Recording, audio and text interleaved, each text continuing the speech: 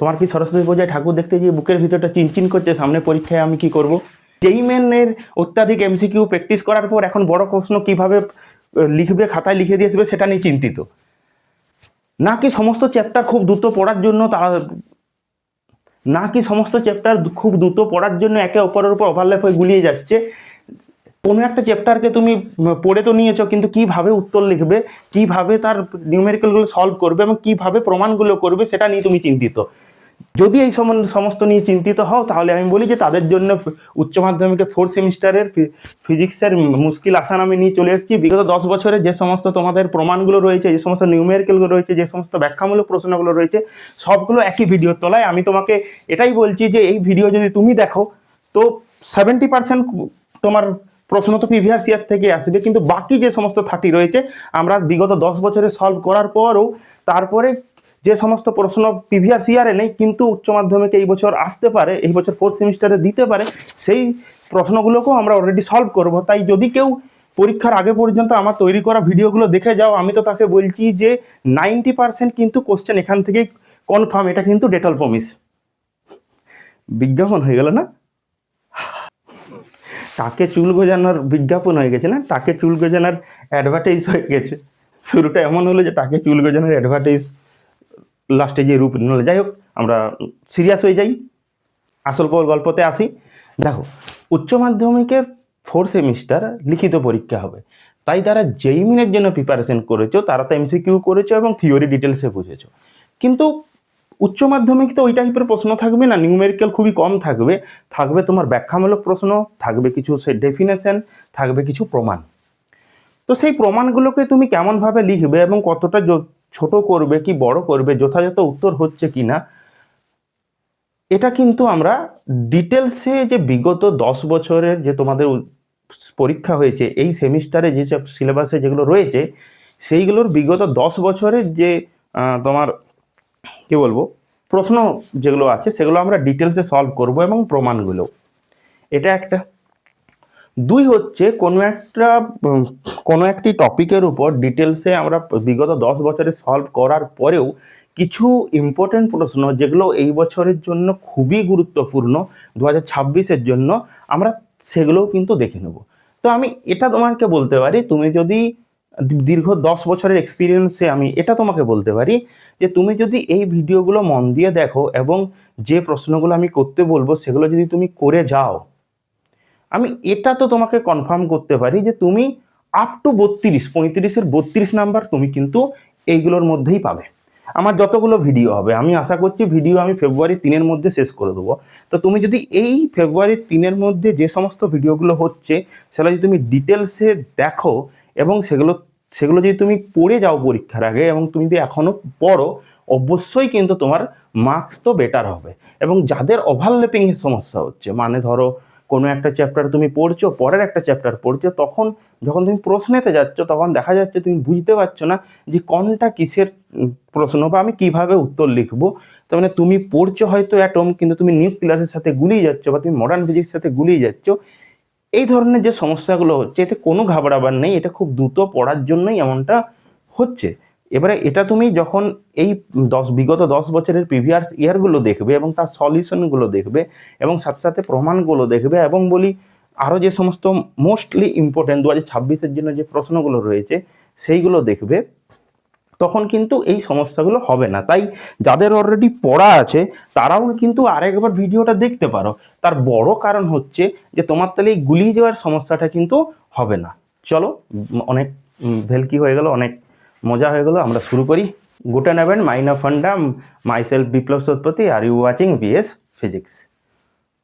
তোমাদের বইয়ের সিকোয়েন্স আছে এবং যেমনভাবে তোমরা পড়েছো আমরা সেই রকমভাবেই কিন্তু বিগত 10 বছরের প্রশ্নগুলোকে আমরা করব। তো প্রথম যে টপিক সেটা হচ্ছে রে অপটিক্স। রে অপটিক্সের মধ্যে বা জ্যামিতিক আলোক বিজ্ঞান, এর আন্ডারেও 5টি চ্যাপ্টার রয়েছে। 5টি চ্যাপ্টারের ক্ষেত্রে আমরা চ্যাপ্টার ওয়াইজ ধীরে ধীরে করব। তো প্রথম চ্যাপ্টার রিফ্লেকশনের আমরা প্রথমে 2015 থেকে 2025 পর্যন্ত যে সমস্ত প্রশ্ন আছে সেগুলোকে সলভ করব। তারপর আমরা পরেরটায় যাব, তারপর পরেরটা এই করতে করতে রে অপটিক্স তোমার শেষ হয়ে যাবে। তো রে অপটিক্স শেষ হওয়ার পর যে বিগত 10 বছরের মধ্যে যে সমস্ত প্রশ্নগুলো 2026-এ যেগুলো 10 বছর আসেনি, আগে কোনোদিন আসেনি, সেই রকম যে ইম্পর্টেন্ট কোশ্চেন আমাদের রয়েছে সেগুলোকে কিন্তু আমরা তারপরে করব। আগে তো প্রিভিয়াস ইয়ার করব, কারণ প্রিভিয়াস ইয়ার থেকেই তোমার মিনিমাম তুমি ধরে নাও 65 থেকে 70% মার্কস কিন্তু থাকবে। বাকি যে 30% রয়েছে সেগুলোর জন্য আমরা প্রিভিয়াস ইয়ারে যেগুলো পড়েনি সেই ধরনের যে সমস্ত ইম্পর্টেন্ট প্রশ্ন হয়েছে সেগুলোকে করব। কোনো ঘাবড়াবার কিচ্ছু নেই, তার কারণ হচ্ছে উচ্চ মাধ্যমিক এধার সেধার প্রশ্ন করে না। উচ্চ মাধ্যমিক ফিক্সড কতগুলো কোশ্চেনের টাইপ আছে, ফিক্সড কতগুলো প্যাটার্ন আছে, সেই প্যাটার্নেই প্রশ্ন করে, এর বাইরে কিন্তু ও প্রশ্ন কিন্তু করে না। তাই ওগুলোতে ঘাবড়াবার কিছু নেই। ঘাবড়াচ্ছি কোথায়? প্রথমে বিজ্ঞাপনটা কেমন ছিল? সেরা। চলো শুরু করি। তো আমরা প্রথমে চলে যাব 2015-এর প্রশ্ন। তুমি কিন্তু প্রশ্ন এই সাইডে দেখতে পাবে। তোর সমান আকারের প্রতিবিম্ব পেতে হলে একটি বস্তুকে গোলীয় দর্পণের কোথায় রাখতে হবে? তাহলে মনে করো এটা হচ্ছে আমার একটা গোলীয় দর্পণ, মোস্টলি আমরা অবতল দর্পণ করলাম। তো অবতল দর্পণের এটা হচ্ছে প্রধান অক্ষ, এটা হচ্ছে সি, এটা হচ্ছে এফ। তুমি নিশ্চয়ই এটা জানো যে কোনো একটা বস্তুকে যদি আমি সিতে রাখি তাহলে তার প্রতিবিম্ব তৈরি হয় সিতে। আশা করি এটা তোমাদের চলে আসবে, জানো যে কোনো একটা বস্তুকে যদি আমি সিতে রাখি বা আমরা যদি তার বক্রতা কেন্দ্রে রাখি তার উৎপন্ন প্রতিবিম্বও কিন্তু তৈরি হবে বক্রতা কেন্দ্রে। তাহলে দেখো আমার বস্তু দূরত্ব ইউ এবং প্রতিবিম্ব দূরত্ব ভি। তাহলে যদি বস্তুকে সমান আকারের পেতে হয় প্রতিবিম্ব বস্তু আকারের, তাহলে সেই হিসাবে বিবর্ধন হতে হবে কত না বস্তুর আকার বাই প্রতিবিম্বের আকার, সেই হিসাবে সমান হলে তো 1। তাহলে এম সমান ভি বাই ইউ।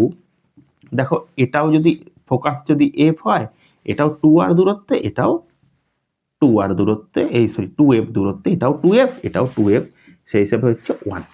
তার মানে তোমার সেই হিসাবে তাহলে তোমার চলে আসছে বস্তুকে অবশ্যই রাখতে হবে ওর বক্রতা কেন্দ্রে। এটা তোমরা পারবে, বস্তুকে রাখতে হবে ওর বক্রতা কেন্দ্রে। আমরা চলে যাই দ্বিতীয় প্রশ্নতে। কোনো একটি অবতল দর্পণের ফোকাস বিন্দু থেকে বস্তু ও প্রতিবিম্বের দূরত্ব যথাক্রমে এক্স ও ওয়াই এবং দর্পণের ফোকাস দূরত্ব এফ এর মধ্যে সম্পর্ক নির্ণয় করো। আই হোপ এটা তোমরা জানো, এটা হচ্ছে নিউটনের সমীকরণ, যেটা আমার এসেছিল এক্স ওয়াই সমান এফ তার স্কোয়ার। চলো আমরা এই প্রমাণটা কিন্তু করি। এটা আমার একটা অবতল দর্পণ,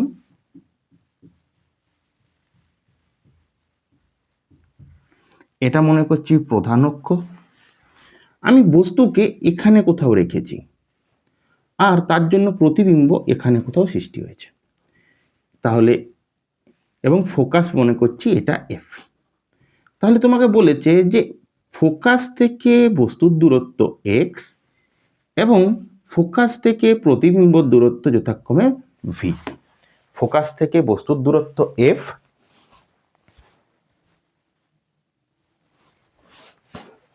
ফোকাস থেকে বস্তুর দূরত্ব এফ এবং ফোকাস থেকে প্রতিবিম্বের দূরত্ব ভি এবং ফোকাস তো এফ।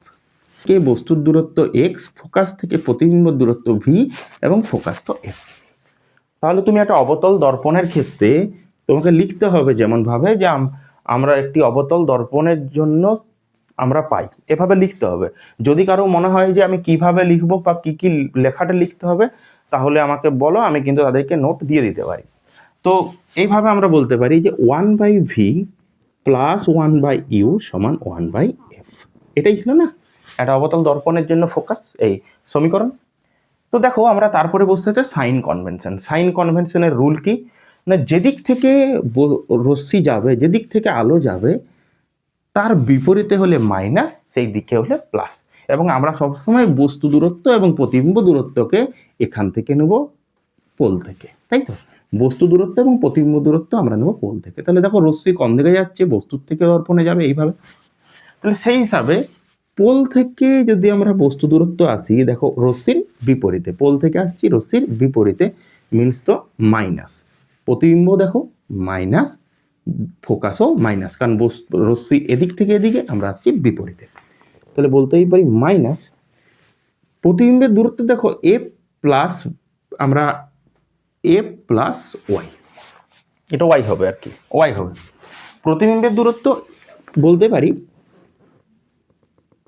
এ প্লাস ওয়াই, অবশ্যই সাইন মাইনাস যেহেতু নেগেটিভ হচ্ছিল, মাইনাস বস্তুর দূরত্ব চলে আসছে দেখো এক্স প্লাস এফ, এবং ফোকাস হচ্ছে 1/-f। তিনজনই দেখো মাইনাস সাইন হচ্ছে, তাহলে মাইনাসকে তুমি আরামসে ক্যান্সেল করে দিতে পারো, যেহেতু তিনজনই মাইনাস। হ্যাঁ, যোগ করো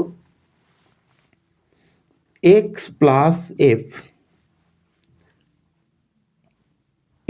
প্লাস ওয়াই, আর উপরে দেখো চলে আসছে x plus Y plus 2f সমান 1/f। এটা পেয়েছি। তুমি এদিকে কোনাকুনি গুণ করবে, দেখো চলে আসছে x plus y into f plus 2f square equals to, এই গুণটা দেখো করে দিচ্ছি, x plus y into f plus y into f plus f তার স্কোয়ার, এটা পাচ্ছি x plus y f square plus দেখো আর একটা টার্ম হচ্ছে এক্স ওয়াই। এই মাল্টিপ্লিকেশনটা করবে, গুণটা করবে, এক্স প্লাস এফ আর এফ প্লাস ওয়াই, এটা পাবে x plus y into f square plus x y. এটা ক্যান্সেল, তাহলে আমার আসছে x y equals to 2f square minus f square means f square. তাহলে যে সম্পর্কটা তোমাকে বার করতে বলেছে সেটা হচ্ছে x y equals to F তার স্কোয়ার, এটাকে বলা হয় নিউটনের সমীকরণ। তোমাকে অনেক সময় বলতে পারে 1 নাম্বার বাড়িয়ে দিতে পারে, বলবে লেখচিত্রটি অঙ্কন কর।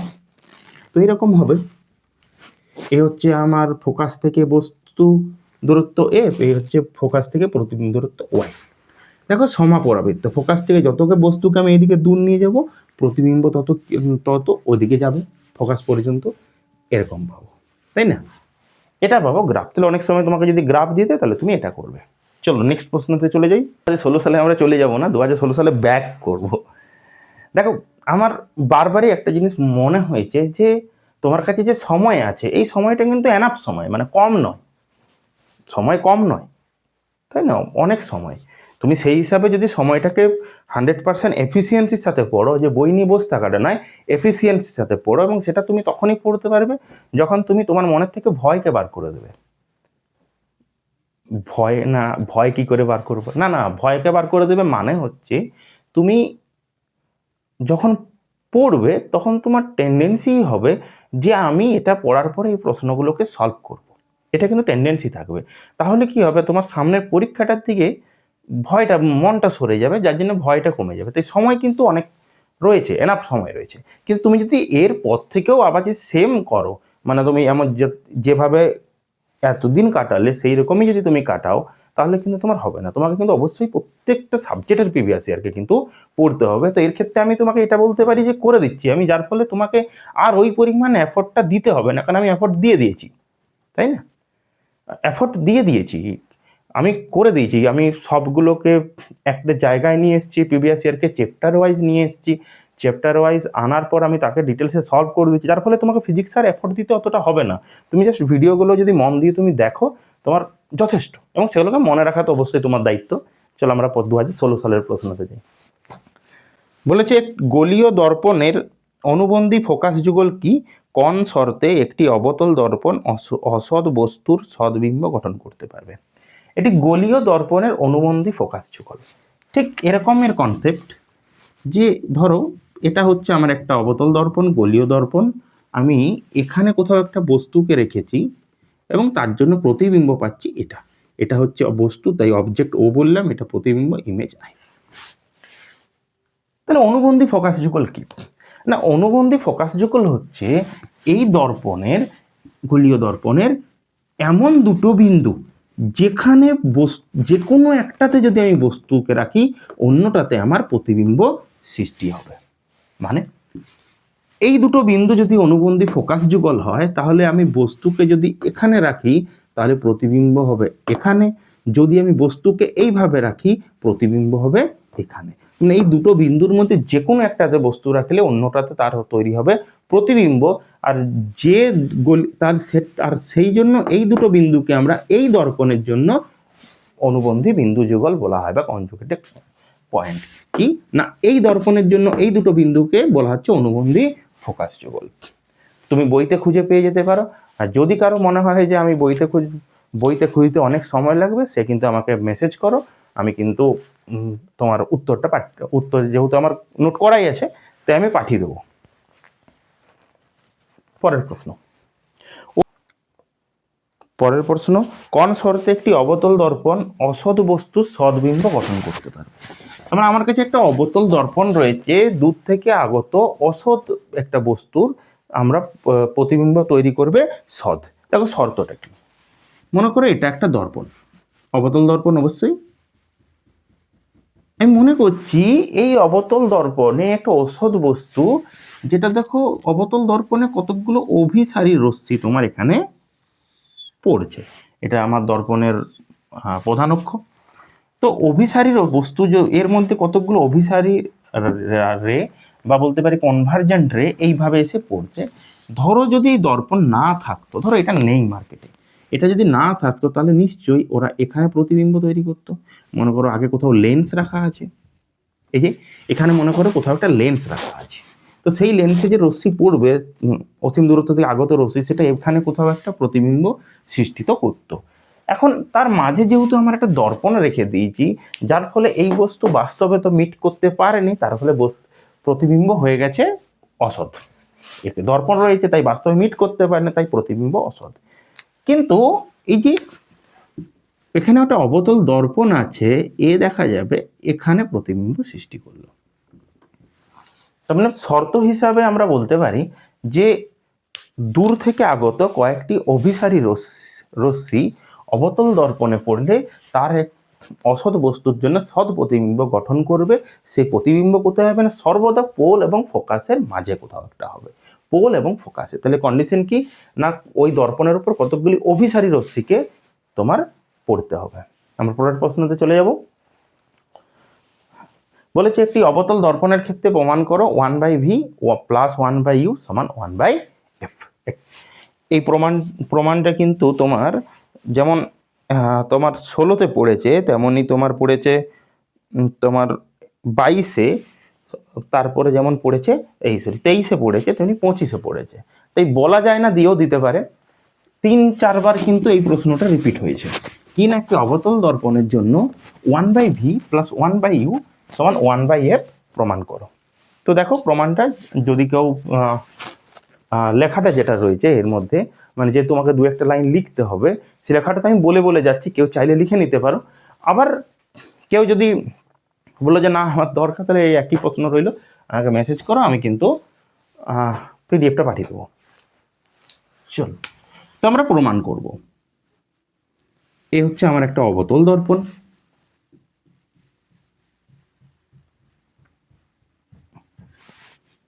অবতল দর্পণ। এই অবতল দর্পণের এটা হচ্ছে আমার ফোকাস, এটা হচ্ছে সি, ফোকাস এবং বক্রতা কেন্দ্র। আমি এখানে কোথাও বস্তুকে রাখছি, তার জন্য প্রতিবিম্ব কিভাবে সৃষ্টি হবে না, একটা নেব প্রধান অক্ষের সাথে সমান্তরাল, সে যাবে ফোকাস দিয়ে, এই ফোকাস দিয়ে গেল, আর একটা নেব আমরা সি দিয়ে, সে তো যেটা দিয়ে যাবে সেটা দিয়ে ফিরে চলে আসবে। আই হোপ এটা তোমরা জানো। তাহলে এটা যদি আমার বস্তু হয় পি কিউ, এর জন্য দেখো উৎপন্ন প্রতিবিম্ব হয়ে যাচ্ছে, আমি মনে করছি কিউ ড্যাশ পি ড্যাশ। দেখো উল্টে গেছে, সেই জন্য আমি নামটা উল্টে দিলাম। পি কিউ, তার জন্য উৎপন্ন প্রতিবিম্ব হচ্ছে কিউ ড্যাশ পি ড্যাশ। তোমাকে এই ছবিটাই আঁকতে হবে। এরপরে প্রমাণ করতে হবে 1/v plus 1/u equals to 1/f। চলো নাম দিই, এটার নাম সি, এটার নাম এফ আছেই। তো আমি এই দর্পণের উপর প্রধান অক্ষের উপর একটি লম্ব তৈরি করলাম, যার নাম দিলাম হয়তো, এটাকে দিচ্ছি এ, এটা পোল পি, এটা হচ্ছে ও। তখন প্রধান অক্ষের উপর এ বিন্দু, তাহলে তুমি যদি লেখো তো এইভাবে লিখবে, প্রধান অক্ষের উপর এ বিন্দু থেকে একটি লম্ব অঙ্কন, এ বিন্দু প্রধান অক্ষের উপর এই প্রধান অক্ষের উপর এ বিন্দু থেকে একটি লম্ব এও অঙ্কন করা হলো, এটা তোমাকে দিতে হবে। তাহলে আমরা আর কিছু নাম দরকার না। না, দেখো দুটো ত্রিভুজ, ত্রিভুজ পি কিউ সি ও ত্রিভুজ আর একটাকে আমি দিচ্ছি পি কিউ সি, ও দেখো আর একটা ত্রিভুজ চলে আসছে C Q dash P dash. এই যে এটা এটা এটা এটা এটা এটা, দেখো তোমাকে এই লাইনটাই লিখতে হবে, ত্রিভুজ পি কিউ সি এবং ও ত্রিভুজ C Q dash P dash, এরা হচ্ছে এই ত্রিভুজ দুটো হচ্ছে সদিশ ত্রিভুজ। সদিশ ত্রিভুজ তুমি লিখে দেবে, এরা দুজন সদিশ। সদিশ কেন তুমি বলতে পারো, দেখো এই কোণটা তো বিপরীত কোণ, তাই না? তাই এদের মানটা বরাবরই সমান হবে। দেখো এই কোণটা লম্ব, এটাও সমান। আবার এই কোণটা দেখো একান্তর কোণ, তার মানে এদের তিনটে কোণ সমান, তাই আমরা বলতেই পারি এরা সদিশ কোণ, এরা সদিশ ত্রিভুজ, দুটো ত্রিভুজ সদিশ। তাই তুমি অবশ্যই এখানে লিখবে যে ত্রিভুজ পি কিউ সি ও ত্রিভুজ C Q dash P dash এরা সদিশ ত্রিভুজ। তাহলে তুমি বলতেই পারো যদি সদিশ হয়, এটা বাই এটা P Q by P dash Q dash equals to, দেখো এটা বাই এটা মিনস এটা বাই এটা। এর যদি এটা আগে লিখি তাহলে এটা আগে লিখতে হবে। তো চলে আসছে দেখো Q C by C Q dash, এটা বাই এটা, এটা বাই এটা, যার ফলে এটা বাই এটা, এটা হচ্ছে তোমার। তো যদি এটা হয়, এটা হয়ে গেল ইকুয়েশন 1। সেকেন্ড দেখো আমরা নেব এটাকে এবং এটাকে, তাহলে বলতেই পারি ত্রিভুজ এ ও এফ, ত্রিভুজ এ ও এফ ও ত্রিভুজ আমার চলে আসছে দেখো F Q dash P dash, এরাও সদিশ, সে একই রুল। এটা এটা সমান কোণ, এটা লম্ব, আবার এটার সাথে এটা একান্তর কোণ, same to same. F Q dash P dash একান্তর কোণ, তিনটে কোণ সমান, তাই এদেরকে বলতে হয় সদিশ ত্রিভুজ। এরা দুজন যদি সদিশ হয় তাহলে তুমি এখানে বলতেই পারো সেম টু সেম এটা বাই এটা, এও by P dash Q dash equals to O F by F Q dash. এতো এটা এটা বাই এটা সমান এটা বাই এটা, এটাই ছিল। এটা 2 দাও। দেখো আমরা যেহেতু এর উপর একটা লম্ব অঙ্কন করেছি, দেখো এই দুটো রশ্মি পরস্পরের সাথে সমান্তরাল means P Q equals to তো এ, P Q equals to A O, যেহেতু এটা সমান্তরাল। তাহলে আমরা নেক্সট লাইনে একটা লাইন হয়তো তোমাকে লিখতে হবে, যেহেতু পি কিউ সমান এ ও, তাই আমরা বলতে পারি P Q by P dash Q dash equals to O F by F Q dash, এটা হচ্ছে 3। কি লিখবে, একটা লাইন তোমাকে লিখতে হবে হয়তো, যে যদি যেহেতু এ ও সমান পি কিউ, পি কিউ, তাই এটা আমরা বলছি। এবার দেখো 1 ও 3 থেকে পাই, 1 ও 3 থেকে পাই, দেখো এটা এটা সেম, যার ফলে এটা ইকুয়ালস টু এইটা O F by F Q dash equals to Q C by C Q dash. হয়েছে? হ্যাঁ, এটা আলটিমেট তোমার কাছে এসছে। এবারে তোমাকে বোঝাতে হবে মান। তো দেখো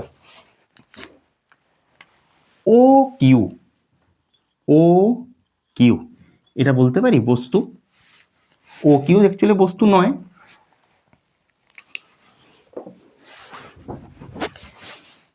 এবারে দেখো 2, যেহেতু এই যে দর্পণটা আমি নিয়েছি, এই যে অবতল দর্পণ নিয়েছি, এর উন্মেষ খুব ছোট, মিনস হচ্ছে যে এটা বিরাট কিছু কার্ভ নয়, এটা অনেকটা তুলনামূলক সোজা, মানে ফোকাসটা অনেক বড়, যার ফলে কি হবে এই ও বিন্দু ধীরে ধীরে পিতে চলে আসবে। ধরো এটা যদি সোজা করা যায়, অনেকটা কার্ভটা অনেক কম হয়, তাহলে ও বিন্দু ধীরে ধীরে তো তোমার পিতে চলে আসবে।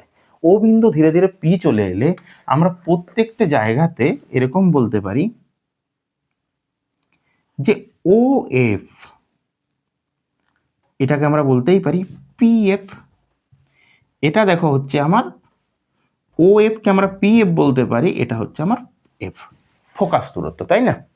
এটা হচ্ছে ফোকাস, এই যে এটা ফোকাস দূরত্ব। দ্বিতীয় দেখো আমরা বলতে পারি ও কিউ, এখানে বলতেই পারি P Q equals to u, এটা তো বস্তু দূরত্ব, এটা অনেক ছোট, যার ফলে ওটা ধীরে ধীরে পি এর দিকে চলে যাবে, যার ফলে এটার থেকে এটা এটা বস্তু দূরত্ব, সেটাকে সেই জন্য লিখলাম ইউ। 3 দেখো প্রতিবিম্ব, এটা সেম আমরা বলতে পারি ও কিউ ড্যাশ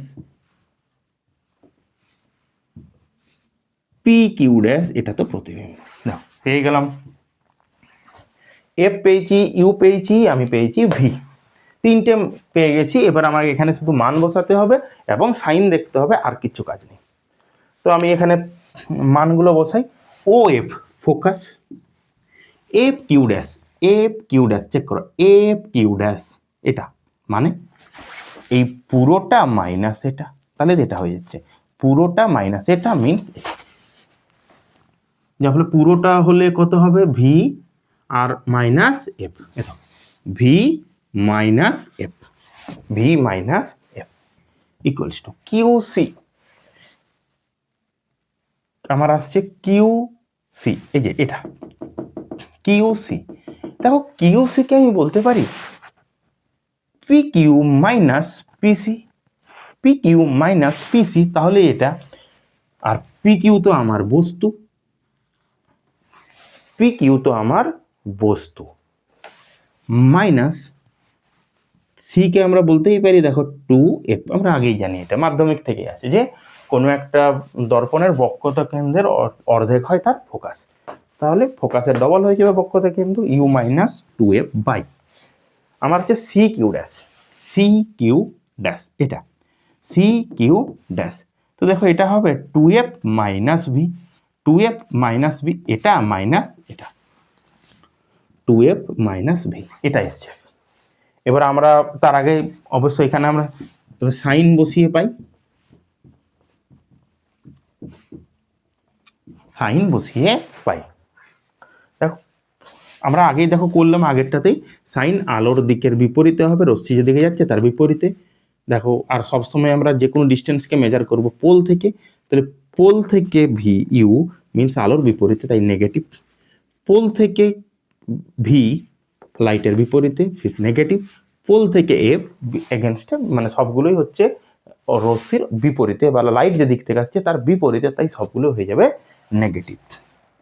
তাহলে সাইন বসিয়ে পাই minus F minus V plus F equals to minus U plus two F by minus two F plus V, এটা পাচ্ছি। আর কি কোনাকুনি গুণ করবো, আর কিছু না, পাচ্ছি two F square minus F V equals to plus U V minus two F V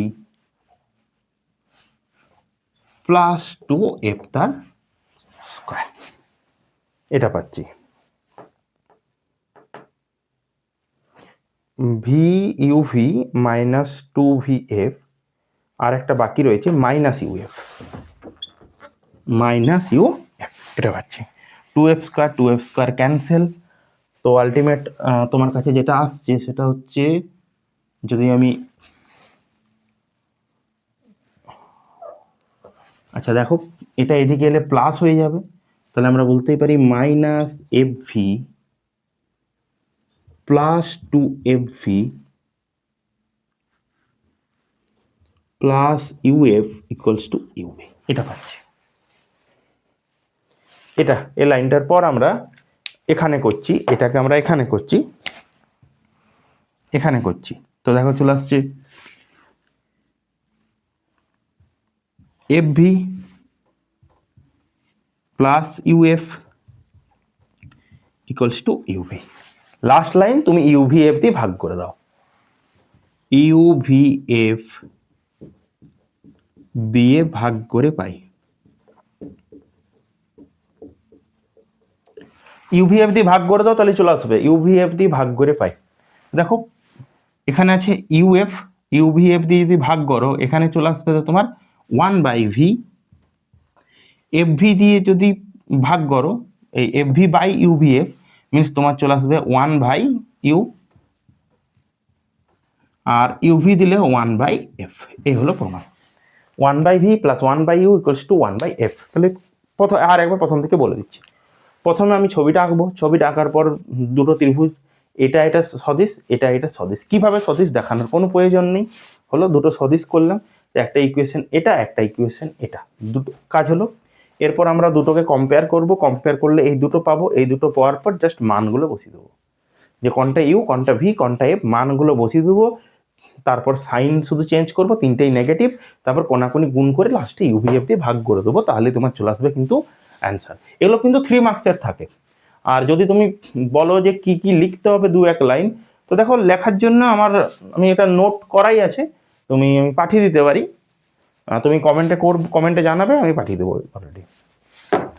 পরের প্রশ্ন, কোন শর্তে অবতল দর্পণের ক্ষেত্রে বস্তু ও প্রতিবিম্ব দূরত্ব সর্বদা ফোকাসের একই পাশে অবস্থিত হবে? খুব সহজ প্রশ্ন, 1 নম্বরে জুড়ে দিয়েছে, তোমাদের হয়তো এখন 2+1 করে কিন্তু জুড়ে দিতে পারে, বলছি না জুড়বে না, জুড়ে দিতে তো অবশ্যই পারে। তো বলেছে কোন শর্তে একটি অবতল দর্পণে বস্তু এবং প্রতিবিম্ব ফোকাসের একই পাশে থাকবে? আমরা বলতে পারি এটা হচ্ছে ফোকাস, এটা হচ্ছে বক্রতা কেন্দ্র। দেখো ফোকাসের একই পাশে থাকা মানে এই দিকে থাকবে, আর না হয় দুটোই ওই দিকে থাকবে, কিন্তু ফোকাস তো আমার এখানে, তার ফলে প্রতিবিম্বকে তৈরি হতে হবে এখানে কোথাও। তাহলে বস্তুকে যদি আমি সি এর থেকে দূরে রাখি, প্রতিবিম্ব তৈরি হবে সি ও এফ এর মাঝে।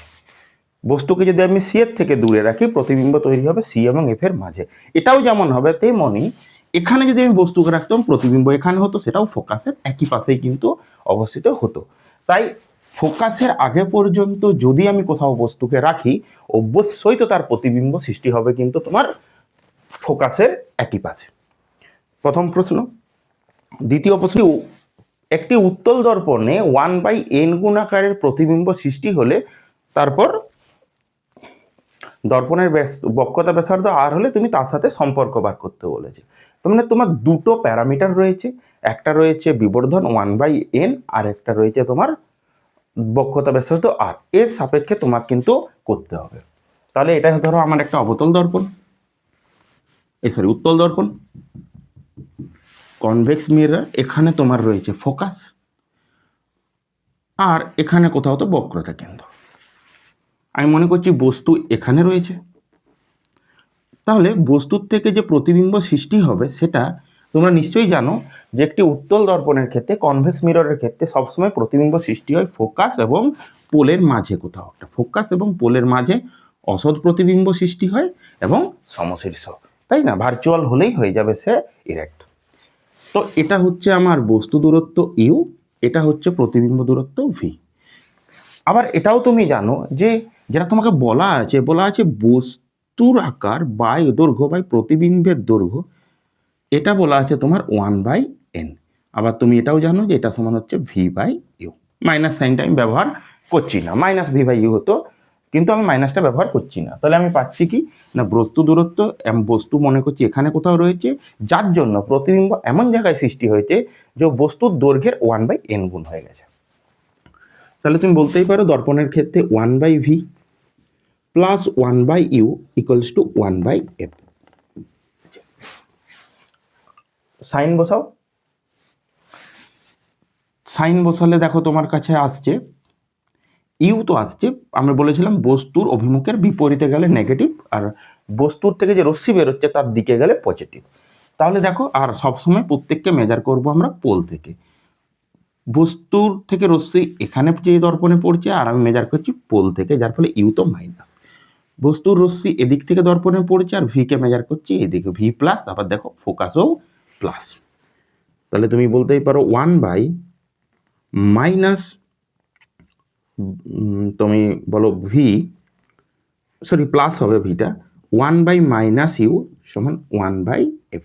ইউ বাদ দিয়ে বাকি দুটোই তো পজিটিভ, ইউ একমাত্র নেগেটিভ। এবারে কি করবে, তোমাকে বলা আছে v/u 1/n। এক কাজ করো, তুমি এখান থেকে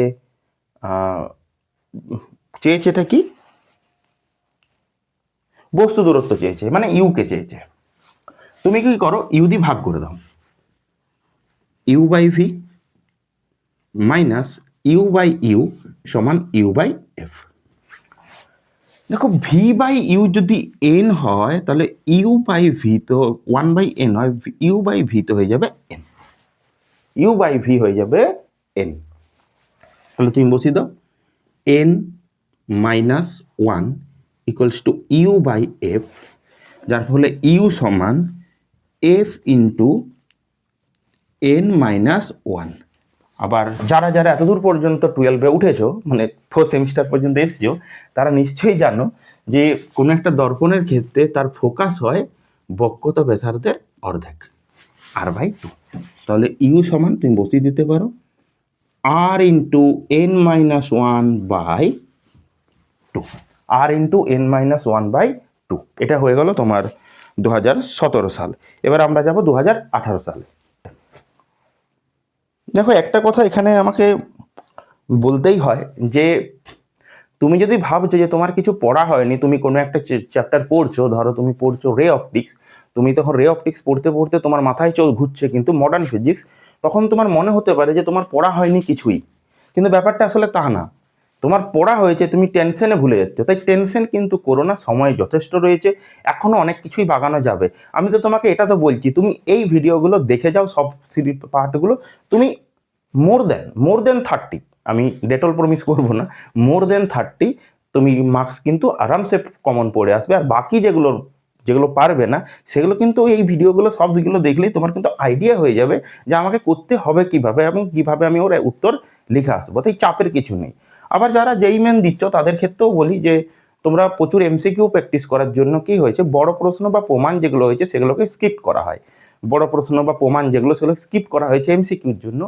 তো বড় প্রশ্নগুলো কি লিখতে হবে এবং কিভাবে লিখবে, এবং বিরাট কিছু ভাষাতে লিখতে হবে না। বইয়ের ক্ষেত্রে তুমি যেভাবে লিখবে অনেক বড় করে করা আছে, এখানে আমরা ছোট করে পরিমার্জিতভাবে আমার করা রয়েছে। কেউ যদি বলো আমি নোটটা কিন্তু তাকে পাঠিয়ে দিতে পারি। সে দেখো, আমি নাম্বার একটা দিয়ে দিয়েছি নিচে, ওই নাম্বারটা দেখে ওই নাম্বারটাতে তুমি আমাকে মেসেজ পাঠাবে, আমি পাঠিয়ে দেবো। চলো পরের প্রশ্নতে যাই। 17 হলো, 18তে কোনো প্রশ্ন দেয়নি, 2019 সালে যাব।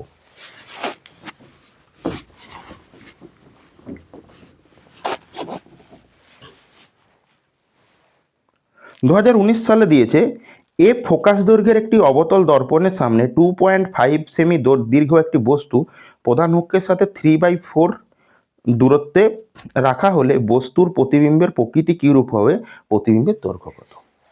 তাহলে এটা হচ্ছে আমার অবতল দর্পণ, এটা হচ্ছে তোমার প্রধান অক্ষ, এটা ফোকাস। তোমার বস্তু রয়েছে 3/4-এ, কোথার থেকে, নিশ্চয়ই দর্পণ থেকে। তাহলে নিশ্চয়ই এই পারে যায়নি, এখানে কোথাও হয়েছে, এখানে কোথাও প্রতিবিম্ব বস্তু আছে। তুমি জানো এটা, ক্লাস মানে 4 সেমিস্টার পর্যন্ত এসছো, যার ফলে অতি অবশ্যই তুমি জানো যে যখন অবতল দর্পণের ক্ষেত্রে ফোকাস এবং পোল এবং ফোকাস, মেরু এবং ফোকাসের মধ্যে যদি কোনো বস্তু অবস্থিত হয়, অবশ্যই তার প্রতিবিম্ব তৈরি হবে অসদ এবং সমশীর্ষ এদিকে তৈরি হয়। এগুলো তো মাধ্যমিকেই ছিল, তুমি চাইলে করে নিতে পারো। একটা প্রধান অক্ষের সাথে সমান্তরাল নেবে, একটা সি দিয়ে নিবে, দেখবে যে মিট করছে না, এদিকে কোথাও মিট করবে, যার ফলে প্রতিবিম্ব তো হবে অসদ বা ভার্চুয়াল। এটা তো ক্লিয়ার, প্রতিবিম্ব হবে অসদ।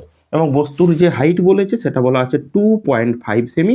তোমাকে বলেছে প্রতিবিম্বের প্রকৃতি, তো প্রকৃতিতে অসদ হবে, এটাতে কোনো ডাউট নেই, কারণ ফোকাস এবং পোলের মধ্যে রয়েছে। এবং দ্বিতীয় চেয়েছে প্রতিবিম্বের দৈর্ঘ্য কত। প্রতিবিম্বের দৈর্ঘ্যের জন্য আমাকে বার করতে হবে বিবর্ধন, তার জন্য আমাকে বার করতে হবে ভি। শর্টকাটও আছে, কিন্তু আমি বলছি বিবর্ধন বার করতে হবে এবং ভি বার করতে হবে। তাহলে তুমি বলতেই পারো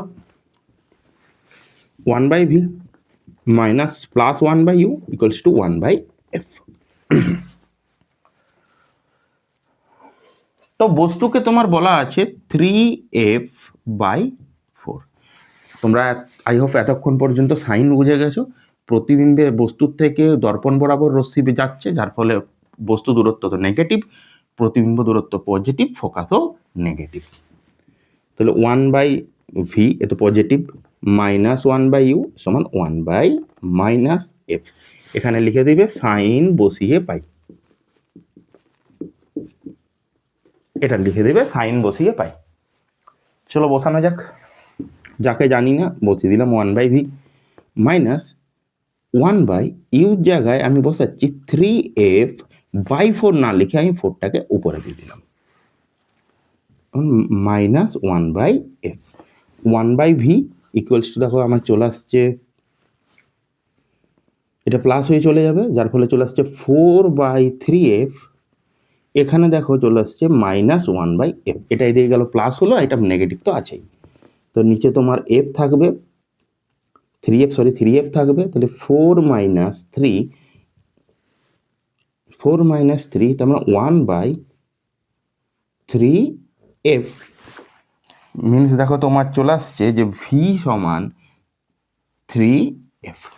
এবারে বলেছে তাহলে বিবর্ধন কত আসছে, না বিবর্ধন আসছে m সমান, বিবর্ধন বার করো। বিবর্ধন তুমি জানো নিশ্চয়, রৈখিক বিবর্ধন, প্রতিবিম্বের দূরত্ব বাই বস্তু দূরত্ব। তুমি সাইন নেগেটিভ দিতেও পারো, নাও দিতে পারো। সাইন নেগেটিভ এর জন্য বোঝা যায় যে প্রতিবিম্ব এবং বস্তু, বা যদি সাইন নেগেটিভ আসার অর্থ হচ্ছে যে ইনভার্টেড হয়ে গেছে, উল্টে গেছে, বা বস্তু অন্যদিকে হয়েছে। তুমি এখানে ব্যবহার নাও করতে পারো, যেহেতু তোমার দৈর্ঘ্য নিয়ে এখানে গল্প হয়েছে। তো ভি দেখো আমার জানি 3f, আর ইউ বলা আছে 3f/4 মিনস চলে আসছে 4। তাহলে বিবর্ধন আসছে 4। বিবর্ধন যদি 4 আসে, আমরা বিবর্ধনকে বলতেই পারি বস্তুর দূরত্ব, প্রতিবিম্ব দৈর্ঘ্য বাই বস্তুর দৈর্ঘ্য, বা বলতে পারি প্রতিবিম্বের উচ্চতা বাই বস্তুর উচ্চতা, এটাও বিবর্ধন। আবার প্রতিবিম্বের দৈর্ঘ্য বাই বস্তুর দৈর্ঘ্য বিবর্ধন। তাহলে I/O সমান 4, I সমান হয়ে যাচ্ছে 4 ইন্টু ও হচ্ছে বস্তুর উচ্চতা। তাহলে 4 আর বস্তুর উচ্চতা বলা আছে 2.5 সেমি মিনস 10 সেমি। প্রতিবিম্বের যে দৈর্ঘ্য হবে সেটা হবে কিন্তু 10 সেমি। এটা মাথায় রাখো, প্রতিবিম্বের দৈর্ঘ্য 10 সেমি। আর একবার বলছি করলাম কিভাবে। আমরা প্রথমে ছবিটা আঁকলাম হালকা করে, দেখলাম বস্তু কোথায় এবং প্রতিবিম্ব তো এখানে তৈরি হবে। তুমি যদি নাও করতে তাও এখানে চলে আসতো। ভি গিয়ে যদি তুমি সাইন নাও বসাতে তাও ভি আসছে পজিটিভ। পজিটিভ মানেও দর্পণের তো এদিকে হবে না, দর্পণের ওদিকেই হবে, তাই পজিটিভ। যদি নেগেটিভ আসতো মিনস দর্পণের এদিকে হতো। দ্বিতীয়ত আমরা ভিকে বার করলাম, ভিকে বার করলেই তুমি করে দেবে v/u। v/u তো তুমি বিবর্ধন পেয়ে গেলে 4, যার ফলে বস্তু যদি 2.5 সেমি হয়, প্রতিবিম্ব তো তার 4 গুণ হবে, মানে 10 সেমি হবে। এটা হচ্ছে 19-এর প্রশ্ন। দ্বিতীয় একটা তো তুমি করতে পারো, অনেক সময় এটাও তো ব্যবহার করা হয়। ধরো আমি এই পার্টটাকে গুণ করে দিলাম, আমি বস্তুটা জানি, তো এই পার্টটাকে আমি ইউ দিয়ে গুণ করে দিলাম, ঠিক আগেটার মতো। তুমি ধরো আমি এখানে গুণ করে দিচ্ছি, বা সাইন না বসিয়ে ধরো গুণ করে দিচ্ছি, পরে আমি দেখে শুনে সাইন বসাবো, এটাও করতে পারি। আমি ধরো এম দিয়ে গুণ করে দিচ্ছি, এই ইউ দিয়ে গুণ করে দিচ্ছি, তাহলে কি পাবো, u/v প্লাস u/u সমান u/f। এটা চলে আসছে 1 বিবর্ধন m প্লাস 1 সমান u/f। 1/n সমান u/f মাইনাস 1। তুমি বলতেই পারো 1/m সমান u-f/f। তো ইউ তাই 3f/4 মাইনাস f/f। দেখো চলে আসছে 3f মাইনাস 4f/4f, এটা আসছে মিনস চলে আসছে -1/4।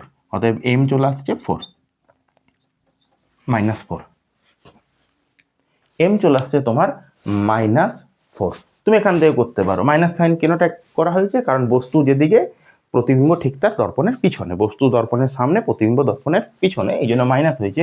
দেখো তুমি বিবর্ধন পেয়ে গেলে 4। এটা তো তুমি করতে পারো। তুমি এটা তো তোমার, এটা করছি আমি প্রথমে তোমার ইউ দিয়ে ভাগ করে দিলাম। ইউ দিয়ে ভাগ করলে 1/m প্লাস 1 সমান u/f। ইউর মান তো আমি জানি, আর বিয়োগ করে দিলাম, দেখো আমার চলে এলো m সমান 4। এটা তো করতে পারো, তাহলে বাকিটা তো আর কিছু নেই, 4 দিয়ে গুণ করা। 2019 শেষ। এবার আমরা দেখে নেবো 2020 তো পরীক্ষা হয়নি, 21 তো পরীক্ষা হয়নি, তখন ওই সময় যারা ছিল তারা একদম কি বলবো, সুযোগের পর সুযোগ। 21 পরীক্ষা হয়নি, 22 হয়েছে। তো 22 কিন্তু দর্পণ থেকে কোনো প্রশ্ন কিন্তু দেয়নি, 22 কোনো দর্পণ থেকে প্রশ্ন দেয়নি। 23 যে হয়েছে, 23 প্রশ্ন দেখো দিয়েছে, সেম রিপিট করেছে।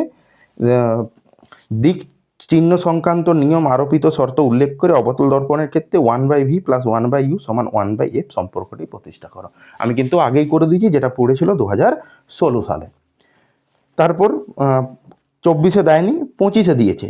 দিক চিহ্ন সংক্রান্ত নিয়ম ও আরোপিত শর্ত উল্লেখ করে উত্তল দর্পণের ক্ষেত্রে 1/v প্লাস 1/u সমান 1/f সম্পর্কটি প্রতিষ্ঠা করো। এটাও সেম, তার মানে রিপিট করেছে 16, 23, 25, 26 বলা যায় না, দিয়েও দিতে পারে।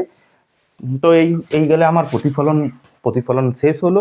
এরপর আমরা চলে যাব প্রতিসরণ বা রিফ্র্যাকশনে।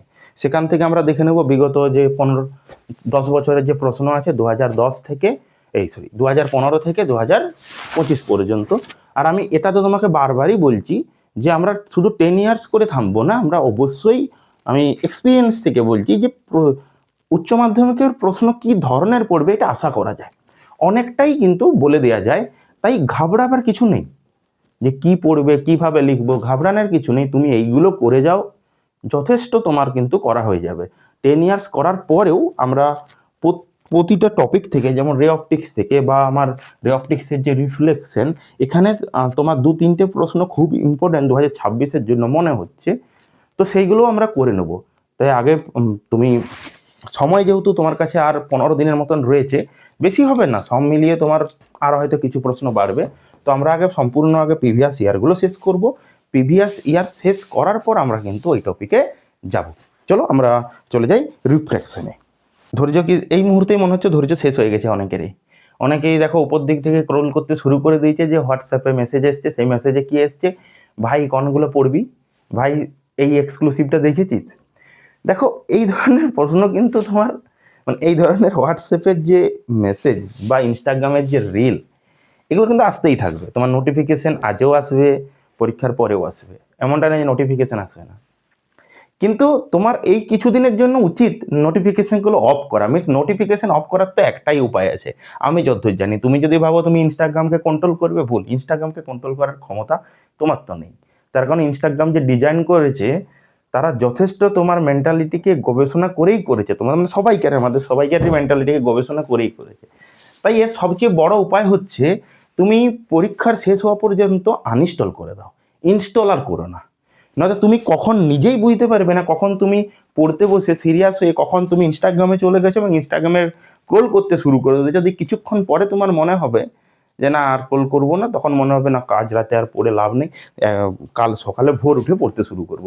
এই যে প্রক্রাস্টিনেট, এটা কিন্তু চলতে থাকে। তাই ডিলিট করে দেওয়াটা একমাত্র কিন্তু আমার মতে বলে উপায়। এই কিছুদিনের জন্য অন্তত ডিলিট করে দাও, বাকি তো আর কিছু বলার নেই। চলো আমরা সিরিয়াস হয়ে যাই এবার। তো 2015 সাল, কোনো মাধ্যমে সংকট কোণের মান 45 ডিগ্রি হলে ওই মাধ্যমের আলোর গতিবেগ নির্ণয় করো। দেখো সংকট কোণ ছিল যে যখন আলো ঘন মাধ্যম থেকে লঘু মাধ্যমে যায়, মিনস মনে করো এটা রেয়ার মিডিয়াম এবং এটা তো ডেন্সার মিডিয়াম। যখন আলো ঘন মাধ্যম থেকে লঘু মাধ্যমে যায়, তখন নির্দিষ্ট কোনো একটা কোণের আপতনের জন্য ওর প্রতিসরণ কোণ হয়ে যায় 90। এটাই ছিল সংকট কোণ, তাই তো। তার থেকে বেশি আপতন কোণ হলে আর রশ্মি যাবে না, ব্যাক করে চলে আসবে, যেটাকে আমরা বলতাম টোটাল ইন্টারনাল রিফ্লেকশন বা অভ্যন্তরীণ পূর্ণ প্রতিফলন। তো এখানে বলেছে কোনো একটা মাধ্যমে সংকট কোণের মান 45 ডিগ্রি, এবং যারা পড়েছো আই হোপ তোমরা জানো যে সাইন থিটা সি সমান ছিল 1/μ, এটাই ছিল সংকট কোণের মান। তো সাইন থিটা সি এটা বলা হচ্ছে 45 ডিগ্রি করলে 1/μ। তো সাইন 45-এর যে মান সেটা তুমি নিশ্চয়ই জানো, 1/√2 equals to 1/μ, means mu equals to হয়ে যাচ্ছে √2। এটা তো হয়ে গেল। তার মানে ওর মাধ্যমের যে প্রতিসরাঙ্ক বা পরম প্রতিসরাঙ্ক সেটা হচ্ছে √2। আমি পরম বললেও বলবো না, কারণ এখানে তো সেরকম কোনো বলা নেই। হতে পারে এটা ডেন্সার, এটা রেয়ার। পরম হলে তো শূন্য মাধ্যম হবে, নাও হতে পারে শূন্য মাধ্যম, অন্য কোনো মাধ্যমও থাকতে পারে। এটা কিন্তু সবাই পরম বলে দেয়, ব্যাপারটা পরম না, পরম তো আমাকে বলা নেই, তো অন্য কোনো মাধ্যমও হতে পারে।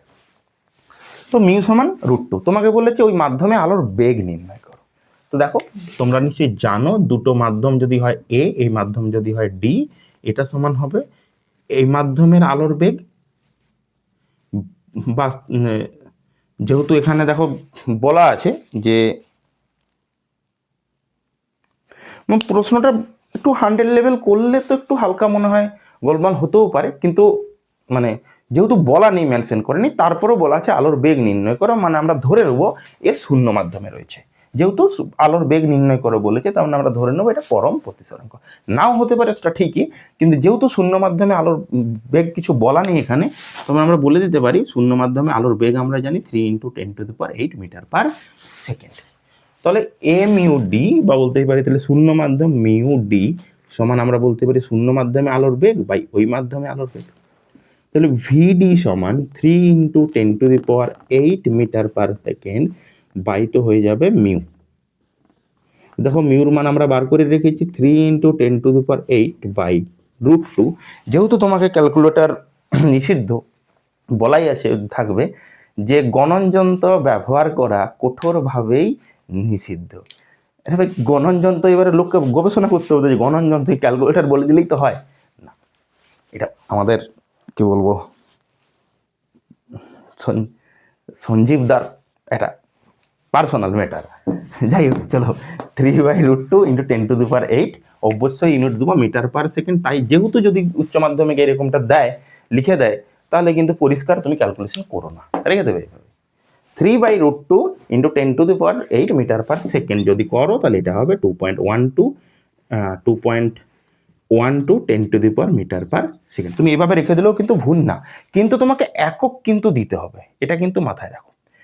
এমসিকিউ দিয়ে দিয়ে অভ্যাস হয়ে গেল, তোমাকে কিন্তু একক দিতে হবে। সেই তোমাকে ফিরে যেতে হবে 2 বছর আগের মাধ্যমিকে, যেখানে তুমি ছোট একটা প্রশ্নকে খুব বড় বড় করে লিখতে, কিন্তু এখানে তুমি যে বড় লিখলে নাম্বার হবে এমনটা নয়, যথাযথ লিখতে হবে। যেহেতু নাম্বার কাটে না, তুমি ঠিক করে এলে নাম্বার ঠিকঠাকই কিন্তু দেয় উচ্চ মাধ্যমিকে, এমনটা করে না।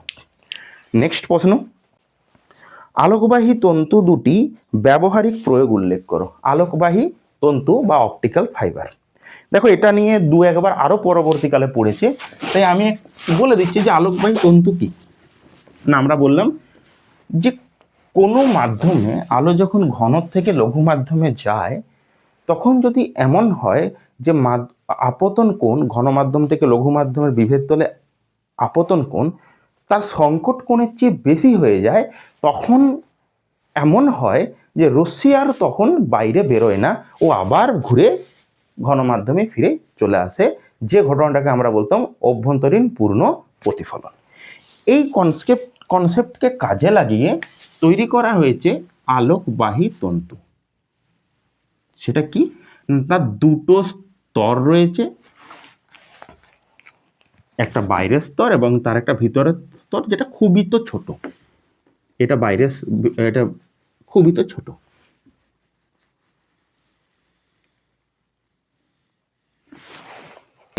ভিতরের যে অংশটা রয়েছে একে বলা হয় কোর, আর বাইরের যে অংশ রয়েছে তাকে বলা হয় ক্ল্যাডিং। কোর এবং ক্ল্যাডিং। তো দেখো এদের মধ্যে কোরের যে প্রতিসরাঙ্ক সেটা বেশি রাখা হয়, ক্ল্যাডিং এর প্রতিসরাঙ্ক কম রাখা হয়। কারণ আলোকে ঘন মাধ্যম থেকে লঘু মাধ্যমে যাওয়ার সময় ও মাধ্যমের সংকট কোণ অপেক্ষা বেশি হলে ও ফিরে চলে আসবে, আবার অভ্যন্তরীণ পূর্ণ প্রতিফলন ঘটাবে। সেই জন্য এমন করা হয় যে এই কোরের যে প্রতিসরাঙ্ক বা রিফ্রেক্টিভ ইন্ডেক্স ক্ল্যাডিং এর থেকে বেশি হয়, সবসময় বেশি রাখা হয়।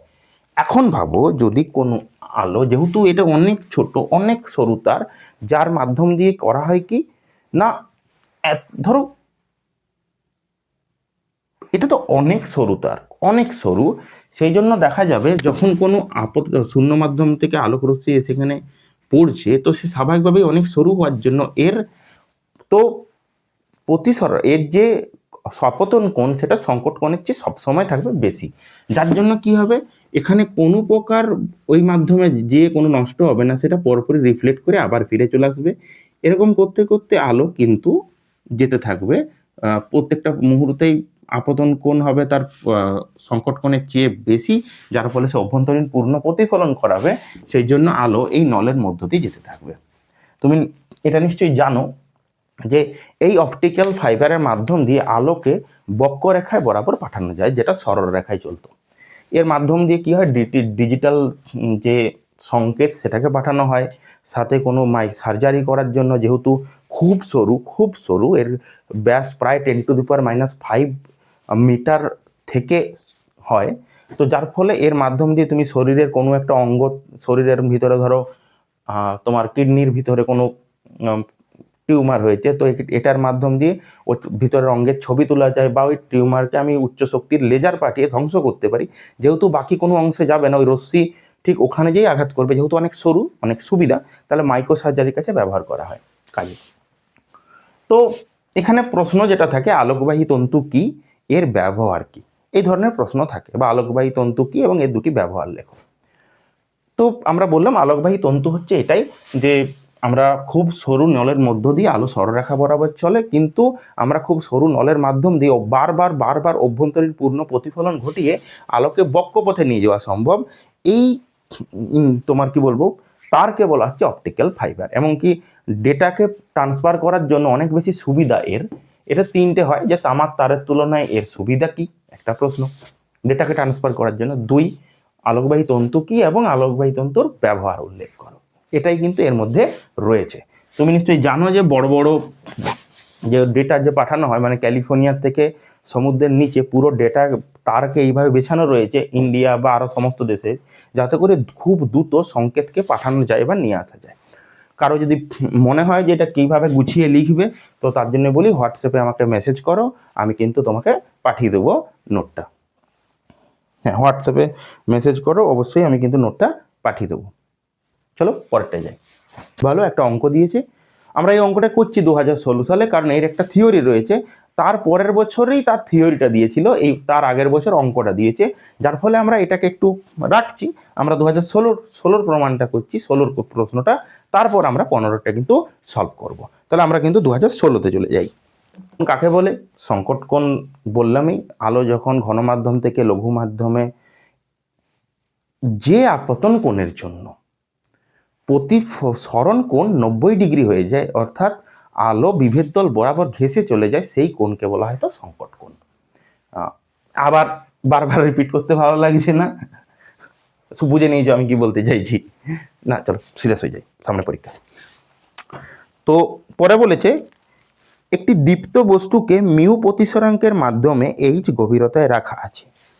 তার মানে একটা দীপ্ত বস্তু মানে যে লাইটকে দিতে পারে, লাইট যার মধ্যে রয়েছে তাকে দীপ্ত বস্তু। মানে আমরা বলতেই পারি যে আমার কাছে কোনো একটা এলইডি লাইট রয়েছে, যে লাইটকে কি করা হয়েছে, ধরে নাও যে জলের মধ্যে এইচ গভীরতায় এখানে একটা লাইট দেওয়া হয়েছে, জলের মধ্যে এইচ গভীরতা একটা লাইট দেওয়া হয়েছে। মানে এই ধরো আমার এটা মনে করো কি বলবো, এটা হচ্ছে জলের লেয়ার, লাইট তো এখানে রয়েছে, এই নিচে রয়েছে।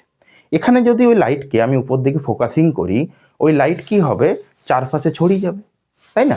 চারপাশে ছড়িয়ে যাবে, তার মানে এই লাইট এখানে বেরোবে, এখানে বেরোবে, এখানে বেরোবে, এখানে বেরোবে।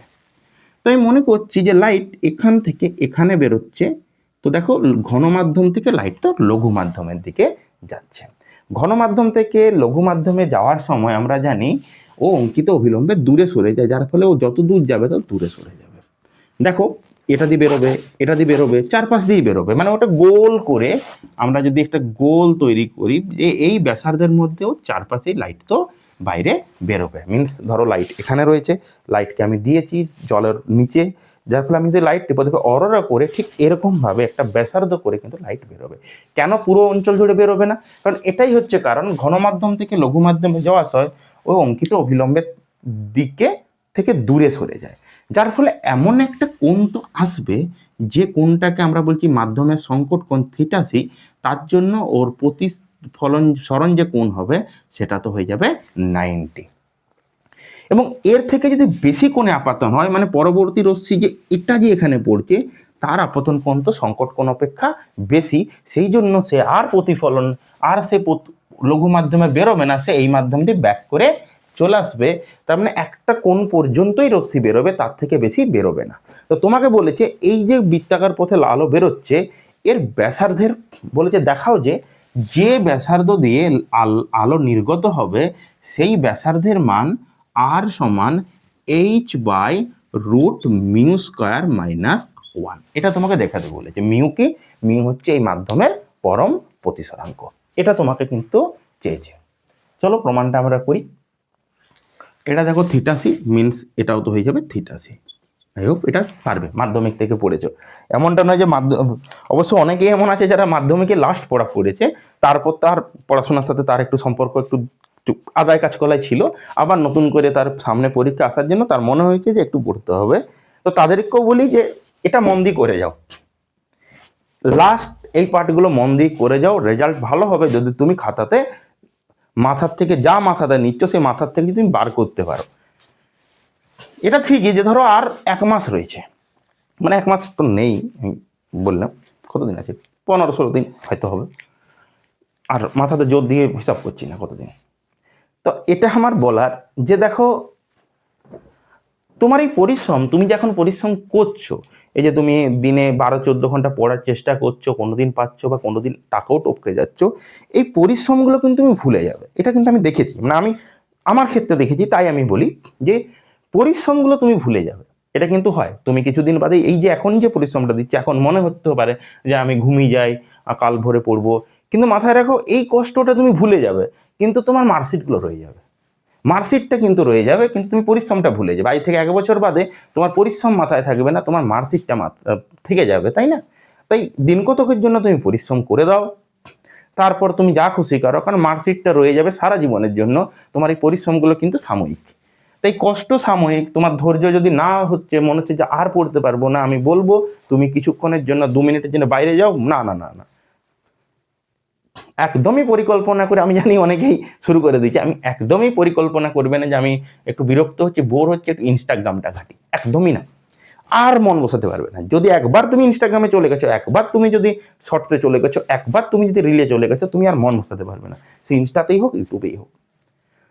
তুমি বাইরে যাও, কিছুক্ষণের জন্য বাইরে যাও, ঘুরো ফেরো, নিজেকে ভয় খাওয়াও যে আর কিছুদিন আমি পারবো, আর কিছুদিনই রয়েছে, আমার পক্ষে করা সম্ভব, এই লোডটা আমি নিতে পারবো, আমার পক্ষে সম্ভব, কারণ আমার তার কয়েকটা দিন। এটা বলে 5 মিনিট ঘুরো ফেরো, আসো, জল খাও, চলে এসো, বসো, আবার করো। এটাই হচ্ছে উপায়। তুমি যদি বিরক্ত হও, বিরক্ত হওয়াটাও স্বাভাবিক, তুমি বাইরে যাও, তুমি ঘুরো, তুমি ফেরো, কিন্তু না, তুমি যদি হাতে ফোনটাকে ভিডিওটা পজ করে অন্য কোনো দিকে চলে গেছো, তুমি ইনস্টাগ্রামে চলে গেছো, তুমি রিলে চলে গেছো, তুমি কিন্তু আর ঘুরতে পারবে না, সেদিনটা কিন্তু শেষ, সেদিনটা অতি সাহা হয়ে যাবে। না, আমরা চলো আবার সিরিয়াস হয়ে যাই। তো এই প্রমাণটা কিন্তু চেয়েছে, তো আমরা প্রমাণটা করার জন্য দেখলাম এটা থিটা সি হলে এটাও থিটা সি হবে, যেহেতু এই অর্ডারেই বাইরে বেরোবে, এর থেকে বেরোলে তো সংকট কোণ অপেক্ষা বেশি হয়ে যাবে, তাই অভ্যন্তরীণ পূর্ণ প্রতিফলনে আবার ব্যাক করে যাবে। তো আমরা বলতে পারি কোনো মাধ্যমের প্রতিসরাঙ্ক, দেখো সেই স্নেলের থেকেই চলছে, মিউ সমান সাইন আই বাই সাইন আর, তাই না? সাইন আই বাই সাইন আর। এখানে আপতন কত না ম্যাক্সিমাম আমরা আপতন কোণ বলছি থিটা সি। ব্যাসার্ধ কত? এটা হচ্ছে ব্যাসার্ধ, এই ব্যাসার্ধ দিয়েও বাইরে বেরোবে, তো এটাও আর হলে এটাও আর হবে। বলেছে সাইন আই বাই সাইন আর। তো আমরা এখানে বলতে পারি আই সমান থিটা সি, আপতন কোণ। তাহলে আমরা এরকমও বলতে পারি, দেখো কস থিটা সি, ছোটবেলার থেকে পড়ে আসছো, কস থিটা সমান 1 minus sine square theta, means 1 minus sine square theta c. হয়েছে, এটা করে রাখলাম।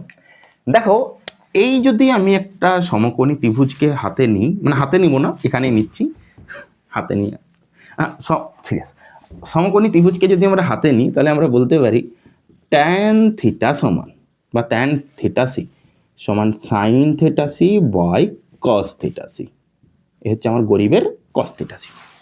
তাহলে যে ক্যালকুলেশন আসছে, দেখো সাইন, আবার এটা হচ্ছে মাধ্যমের সংকট কোণ, যার ফলে বলতেই পারি সাইন থিটা সি সমান 1 বাই মিউ। আগের থেকে করে রেখেছে, মাধ্যমের সংকট কোণ যে থিটা সি হয়, সাইন থিটা সি সমান 1 বাই মিউ। তাহলে কস থিটা সি কি আসবে? রুট 1 মাইনাস 1 বাই মিউ তার স্কোয়ার।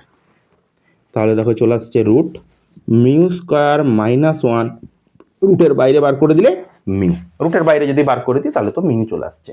তাহলে সাইন থিটা সিকে বসাও 1 বাই মিউ, কস থিটা সিকে বসাও root mu square minus 1 by mu. এই মিউ উপরে যাবে, তারপরে এই মিউ ক্যান্সেল। আবার তুমি দেখো এই ত্রিভুজের জন্য বলতেই পারো সাইন থিটা সি সমান আর বাই এইচ। তাহলে আর সমান চলে আসছে তোমার h by root mu square minus 1। এটা হয়ে গেল এই প্রমাণটা। এই বছরের জন্য কিন্তু খুবই ইম্পর্টেন্ট, 2026-এ এর চান্স কার মতো না, ডেটল প্রমিস দেবো না, 2026-এ কিন্তু এর প্রচুর চান্স রয়েছে, মানে আমার যদি একদমই ভুল না হয় এবং যদি ধোকা না দেয় 2024-এর নিটের মতো, এই 25-এর নিটের মতো, তাহলে কিন্তু এটা রয়েছে। 2000 নিটে যেমন ধোকা দিয়েছিল, যে যা যত বলেছিল যে भाई लोग ये वीडियो देख के जाओ, नीट का औकात नहीं है, বলা হয়েছিল না যে ভাই লোক ये वीडियो देख के जाओ, नीट का औकात नहीं है इसके बाहर क्वेश्चन करने का। তো এইসব আমি বলবো না, কিন্তু আমি বলতে চাইছি উচ্চ মাধ্যমিক ধোকাটা দেয় না। উচ্চ মাধ্যমিক সেই বাদার উচ্চ মাধ্যমিক কখনোই টুটে তাই পড়বে, চান্স রয়েছে, অবশ্যই চান্স রয়েছে করে যাও, কিছু তো করে যাও। চলো পরেরটাই যাই, পরেরটা নয়, আমরা 2016 সালে যে প্রশ্নটা বাদ রেখেছিলাম সেটাতে যাই। 5 সেন্টিমিটার বেধের একটি আয়তাকার কাঁচ ফলকের নিম্ন ফলকে একটি আলোকবিন্দু উৎস থেকে, তোমার 5 সেমি বেধের একটা কাঁচ ফলক রয়েছে,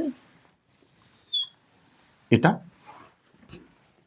3D রয়েছে, মানে একটা কাঁচ ফলক এইভাবে রয়েছে, দেখো আগের কনসেপ্টের মতোই এরকম রয়েছে। এখানে কোনো একটা দীপ্ত বস্তু রয়েছে, মানে একটা কাঁচ ফলক রয়েছে, টেবিল একটা কাঁচের মনে করো বড় ব্লক রয়েছে, সেই ব্লকের নিচে আমার একটা লাইটকে রাখা আছে এবং এটাকে বলেছে 5 সেমি। দেখো এখান থেকে যদি আমরা দেখো আগের কনসেপ্টে আমরা ব্যবহার করছি, যে রশ্মি যাবে সর্বোচ্চ এখান থেকে বলেছে অভ্যন্তরীণ, এটা বেশি হয়ে গেল, একটু কম করি,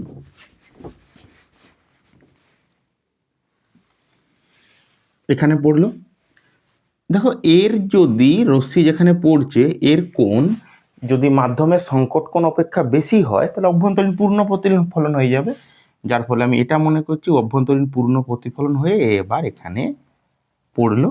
সেম এখান থেকেও যেটা যাবে সেটা অভ্যন্তরীণ পূর্ণ প্রতিফলন হয়ে এখানে, এই কোণটা থিটা সি, এই কোণটা থিটা সি। অঙ্কটাকে ভালো করে পড়ো। বলেছে অভ্যন্তরীণ পূর্ণ প্রতিফলন হয়ে উপরিতল থেকে ইয়ে করে নিচের তলে এসে আবারও পড়ছে। তো দেখো ঊর্ধ্বতলে করছে না, এখানে অভ্যন্তরীণ পূর্ণ প্রতিফলন হয়ে ও নিম্ন তলে একটা 8 সেমির ব্যাসার্ধের বৃত্তচাপ তৈরি করছে। ঠিক এটা ভাবো, এই যে রয়েছে এটা এখানে পড়লো, এটা এখানে পড়লো, এই যে বৃত্তচাপটা তৈরি করছে এর কথা বলা হয়েছে। ঊর্ধ্বতলে বলেনি, নিম্ন তলে যে বৃত্তচাপটা তৈরি করে সেটা বলা হয়েছে 8 সেমি। বুঝা গেল? মানে 5 সেন্টিমিটারের একটা ব্লক আছে, সেই ব্লকের নিচে কোনো একটা দীপ্ত বস্তুকে রেখেছি, সেই দীপ্ত বস্তুর জন্য উপরে কোনো অভ্যন্তরীণ উপরে এখানে ধাক্কা খেয়ে মানে অভ্যন্তরীণ পূর্ণ প্রতিফলন হয়ে আবার নিচে পড়ছে এবং এটা যে ব্যাসার্ধ তৈরি করেছে সেই ব্যাসার্ধটাকে বলা হচ্ছে 8 সেন্টিমিটার। তার মানে তুমি এটা অঙ্কিত অভিলম্বকে এক্সটেন্ড করো, দেখো এই ব্যাসার্ধ যদি 8 সেন্টিমিটার হয়, এখান থেকে এটা 8, এখান থেকে এটা 8, তাই না? ব্যাসার্ধ 8 সেন্টিমিটার, তাহলে ধরো একটা রশ্মি এখানে গেছে, একটা রশ্মি এখানে গেছে, এটাও 8, এটাও 8, মিনস তার হাফ তুমি বলতেই পারো এটা 4 সেমি, এটাও 4 সেমি। সেম আমরা এটাও যদি টানতাম আমি ওটাই পেতাম। তাহলে মাধ্যমের সংকট কোণ জন্য কি হয়েছে, অভ্যন্তরীণ পূর্ণ প্রতিফলন ঘটেছে এবং প্রতিফলন ঘটে নিম্নতলে 8 সেন্টিমিটার, ঊর্ধ্বে বলেনি, এইটা নয়, এখানে 8 সেন্টিমিটার বলেছে। দেখো ভালো করে পড়ো কিন্তু প্রশ্নটা, যদি প্রশ্ন না হচ্ছে দেখো দেওয়া আছে, আরেকবার পড়ো, দিয়ে দেখো কি বলেছে, নিম্নতলে করেছে, তাই এটা হবে। এরকম ছোট্টখাট্ট কিন্তু কনসেপ্টে ঢুকিয়ে দেয়, তুমি ভুল করে চলে আসবে, তুমি নর্মাল যেটা করেছো ঊর্ধ্বতল করে দিয়ে চলে আসবে, কিন্তু না, নিম্নতলে বলেছে এটা 4 সেন্টিমিটার। তাই কিন্তু প্রশ্ন কিন্তু খুব ভালো করে কেয়ারফুলি ভাবে কিন্তু তুমি প্রশ্ন পড়বে, তারপর করার চেষ্টা করবে। তুমি কিছুটা মিল পেলে করে দিয়ে চলে এলে দেখা যাবে বোর্ড যে উল্লুটা তোমাকে বানাতে চেয়েছিল তুমি ওই উল্লুটাই কিন্তু হয়ে গেলে। যেমন দেখবে না কি যে এমসিকিউ সেট থাকে, তুমি প্রথমে দেখে যেটা অ্যান্সার ভাবছো দেখা যাবে সেটা অ্যান্সার নয়, মানে কি যেভাবে তোমাকে ভাবাতে চেয়েছি তুমি সেইভাবে ভেবে দিয়ে যাও। তাই ভালো করে পড়বে আগে। তো দেখো এটা 5 সেন্টিমিটার, এটা 4 সেন্টিমিটার, তাই না? এটা 5, এটা 4। এটা যদি মাধ্যমে সংকট কোণ থিটা সি হয়, তাহলে আমরা বলতে পারি সাইন থিটা সি লম্ব বাই অতিভুজ। সাইন থিটা সি সমান লম্ব কত? লম্ব তো 4, আর অতিভুজ তুমি খুব সহজেই বার করতে পারবে। এটা 4 সেন্টিমিটার, এটা 5, মিনস এটা হয়ে যাবে 4 স্কোয়ার প্লাস 5 তার স্কোয়ার, তাহলে 4/4 25 + 16 মিনস 41, এটা হচ্ছে সাইন থিটাসি। আবার তুমি এটা অনেকবারই হলো, তুমি জানো যে সাইন থিটাসি মাধ্যমের সংকট কোণ মাধ্যমের প্রতিসরাঙ্কের সাথে এইভাবে ডিপেন্ড করে। সাইন থিটাসি সমান 1/μ মিনস 4/√41 মিনস মিউর মান হয়ে যাবে √41/4, এটাই রেখে দেবে, দরকার নেই করার। √41/4, এটা হলো 2016 প্রশ্ন, যেটা আগে একটু বাকি রেখেছিলাম এই কনসেপ্টের জন্য, যে কেন হচ্ছে তুমি জানো যে কেন বিকিরণ কেন প্রতিফলন অভ্যন্তরীণ হবে, তার আগের প্রমাণটা আমরা কিন্তু করে দিয়েছি। চলো পরের প্রশ্নে চলে যাই। তন্তু কি, এর ব্যবহার উল্লেখ করো। পরম প্রতিসরাঙ্ক বলতে কি বোঝো? আলোকতন্তু একটু আগেই আলোচনা করেছি, রিপিট প্রশ্ন। আলোকবাহী তন্তুটা রিপিট প্রশ্ন 2015 সালেরই দেখা যাচ্ছে ও রিপিট। পরের প্রশ্ন বলেছে মাধ্যমের পরম প্রতিসরাঙ্কের বলতে কি বোঝো? তখন পরম প্রতিসরাঙ্ক ছিল যখন আলো এক মাধ্যম থেকে অন্যতম মাধ্যমে প্রবেশ করে, তাই না? তখন আমরা বলতেই পারি প্রতিসরাঙ্ক হচ্ছে আপতন কোণের সাইন এবং প্রতিসরণ কোণের সাইনের অনুপাতকে বলা হয় প্রতিসরাঙ্ক। পরম প্রতিসরাঙ্ক বলতে যে মাধ্যম থেকে আলো আসছে সেটা হতে হবে শূন্য মাধ্যম। শূন্য মাধ্যম থেকে আলো যখন অন্য কোনো মাধ্যমে প্রবেশ করে তখন আপতন কোণের সাইন এবং প্রতিসরণ কোণের সাইন, এদের অনুপাতকে আমরা বলবো পরম প্রতিসরাঙ্ক। আর বারবার এক কথা বলতে না চিনিস, নাম্বার দেওয়া আছে, তুমি মেসেজ করো, আমি পাঠিয়ে দেবো। চলো পরেরটা। ধৈর্য রাখো, জীবনে ধৈর্যটা খুবই ইম্পর্টেন্ট। ধৈর্য হারা হলে যদি বিরক্ত লাগছে আবার বাইরে যাও, বাইরে গিয়ে কিছুক্ষণের মধ্যে ঘুরে চলে আসো, 5 মিনিট। তাই বলে বাইরে যাবে মানে তুমি একদম খুব বাইরে যেও না, বাইরে যাও, একটু ছাদে ঘোরাফেরা করো, ছাদে বা নিচে ঘোরাফেরা করো, যেখানে খুশি করো, কিন্তু দয়া করে মোবাইলটা নিও না। ওইটাকে সরিয়ে দিয়ে, মোবাইলকে তুমি সরিয়ে দিয়ে ভিডিওটার থেকে ক্যান্সেল করে যে তুমি একটু রিল্যাক্স হতে যেয়ে করো না, অন্তত রিল দেখো না, তাহলে কিন্তু তুমি আর রিল্যাক্স হতে পারবে না, তুমি আবার ফিরে যাবে পুরনো গাড্ডাতেই। চলো 2019-এর প্রশ্ন। প্রতিসরণের ক্ষেত্রে সংকট কোণ ও ঘন মাধ্যমের মধ্যে সম্পর্ক লেখো। অনেকক্ষণ ধরেই চলছে প্রতিসরণের মাধ্যমে সংকট কোণ ও ঘন মাধ্যমের সম্পর্ক, এটাই সম্পর্ক সাইন থিটাসি সমান 1/μ। অনেকবার করেছো, সাইন থিটাসি সমান 1/μ। প্রতিসরণের সাথে মাধ্যমের সংকট কোণের সম্পর্ক হচ্ছে সাইন থিটাসি সমান 1/μ। বলেছে প্রতিসরণের সূত্র থেকে অভ্যন্তরীণ পূর্ণ প্রতিফলন ব্যাখ্যা করো। বলেছে প্রতিসরণের সূত্র থেকে অভ্যন্তরীণ পূর্ণ প্রতিফলন ব্যাখ্যা করো। তো আমরা এরকম বলছি, এটা মনে করো রেয়ার লঘু মাধ্যম, আর এটা ডেন্সার ঘন মাধ্যম। এটা অঙ্কিত অভিলম্ব, আমি এখান থেকে কোনো একটা বস্তু ঘন মাধ্যম থেকে লঘু মাধ্যমে যাচ্ছে, আমি এই কোণকে বলছি থিটাসি, এবং মাধ্যমের সংকট কোণকে আমরা বলছি 90 ডিগ্রি। তো বলে যে প্রতিসরণের সূত্রের সাহায্যে মাধ্যম অভ্যন্তরীণ পূর্ণ প্রতিফলনকে ব্যাখ্যা। অভ্যন্তরীণ পূর্ণ প্রতিফলন মানে আলো আর যাবে না, আলো নিজের মতন করে প্রতিফলন ঘটে যাবে। তো সর্বোচ্চ প্রতিসরণ কোণের মান 90 হতে পারে। তো দেখো স্নেলের যে জেনারেল রূপ বা জেনারেলাইজ ফর্ম অফ স্নেল ল, সেখানে এরকম ছিল যে আমরা জানতাম যে কোনো একটা মাধ্যমের প্রতিসরাঙ্ক যদি পরম প্রতিসরাঙ্ক মিউ হয়, আমরা মনে করছি এখানে পরম প্রতিসরাঙ্ক μ2, এখানে মনে করছি μ1, অবশ্যই μ1 লেস দেন μ2। তো আমরা বলতেই পারি সেই মাধ্যমের পরম প্রতিসরাঙ্ক ইন্টু সাইন থিটাসি সমান যে মাধ্যমে আলো প্রবেশ করবে সেই মাধ্যমের প্রতিসরাঙ্ক পরম μ1 ইন্টু সাইন 90, এটা পাচ্ছি।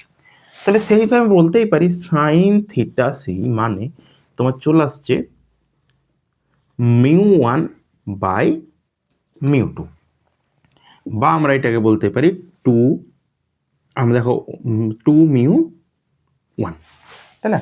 μ1/μ2, তার ফলে যে উপর নিচে থাকে সে এটা যায়, এটা জানো তুমি নিশ্চয় আপেক্ষিক প্রতিসরণ। এটা কি আমরা বার করলাম যে মাধ্যমের সংকট কোণের মান কত না μ1/μ2। এবারে μ2 স্বাভাবিকভাবেই হবে বেশি, তাই না? μ2 হবে স্বাভাবিকভাবেই μ1-এর চেয়ে বেশি, যেহেতু এটা ঘন মাধ্যম।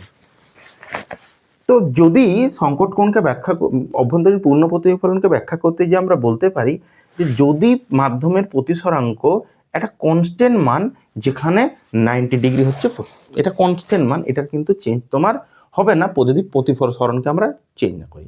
তো দাঁড়াচ্ছে এইরকম যে মাধ্যমের যে প্রতিসরাঙ্ক, মাধ্যমের আমরা বলতে পারি আপতন কোণ, এই আপতন কিন্তু এর চেয়ে বেশি, আর বেশি হলে আর কিন্তু ওই মাধ্যমে যাবে না, তার কারণ 90 তো ম্যাক্সিমাম হয়ে গেছে।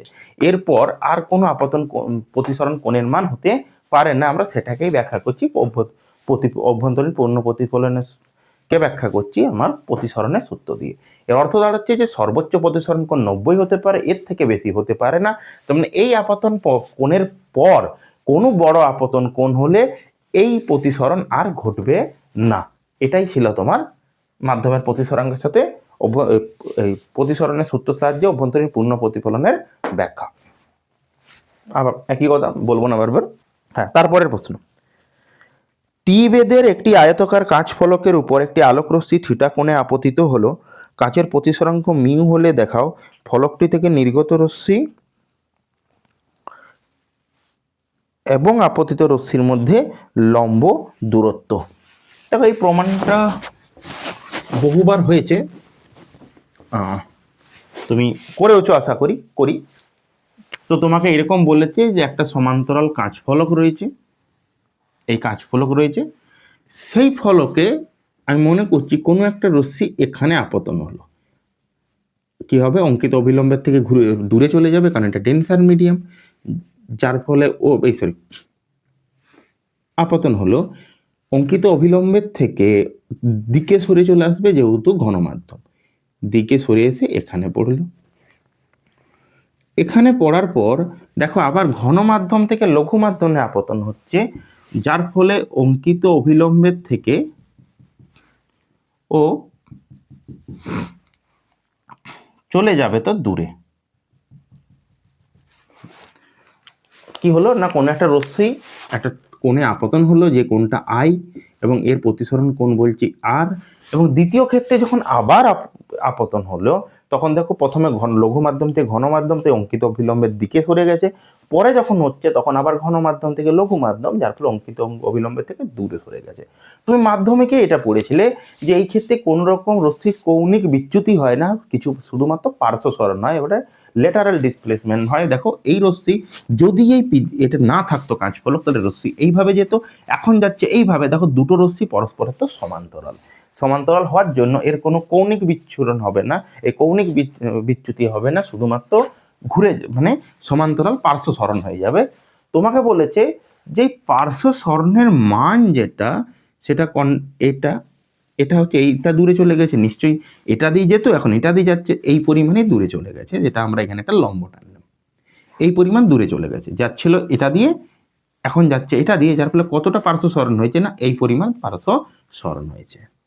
তো দেখো আমরা নাম দিচ্ছি, এটাকে বলছি এ, দেবে দিচ্ছি বি আর এক্স, এটা নাম দিলাম। দেখো এটা আপতন কোণ, এটা প্রতিসরণ কোণ, যার ফলে এটা বিচ্যুতি কোণ, যার মান হয়ে যাবে আই মাইনাস আর। তোমাকে প্রমাণ করতে হবে, বলবে দেখাও যে পার্শ্ব সরণের মান আর এক্স সমান টি থিটা 1-1/μ, বা তোমাকে বলতে পারে মিউ -1/μ। থিটা হচ্ছে আপতন কোণ। এখানে প্রশ্নটা টুকতে একটু ভুল করেছে, পরীক্ষায় যেটা ছিল ক্ষুদ্র আপতন কোণের জন্য, তখন থিটার মানটা খুবই ছোট। তো তুমি এটা জানো, ক্ষুদ্র আপতনের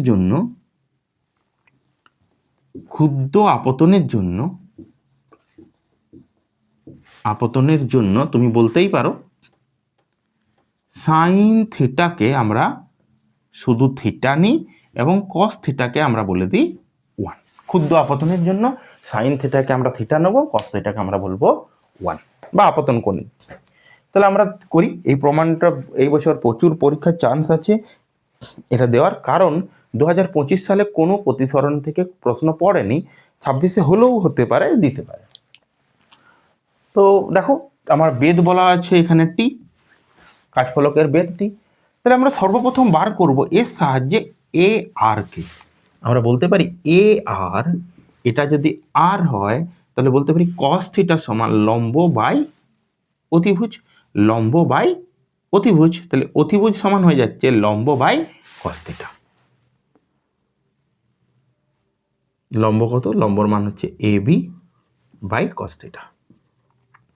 থিটার মানে এখানে হয়ে যাবে তো আর, কস থিটা মানে এখানে হয়ে যাচ্ছে আর। কি করলাম দেখো, cos R equals to A B by A R, A B by A R, তার মানে এ আর সমান এ বি বাই কস আর, এটা পেয়েছি।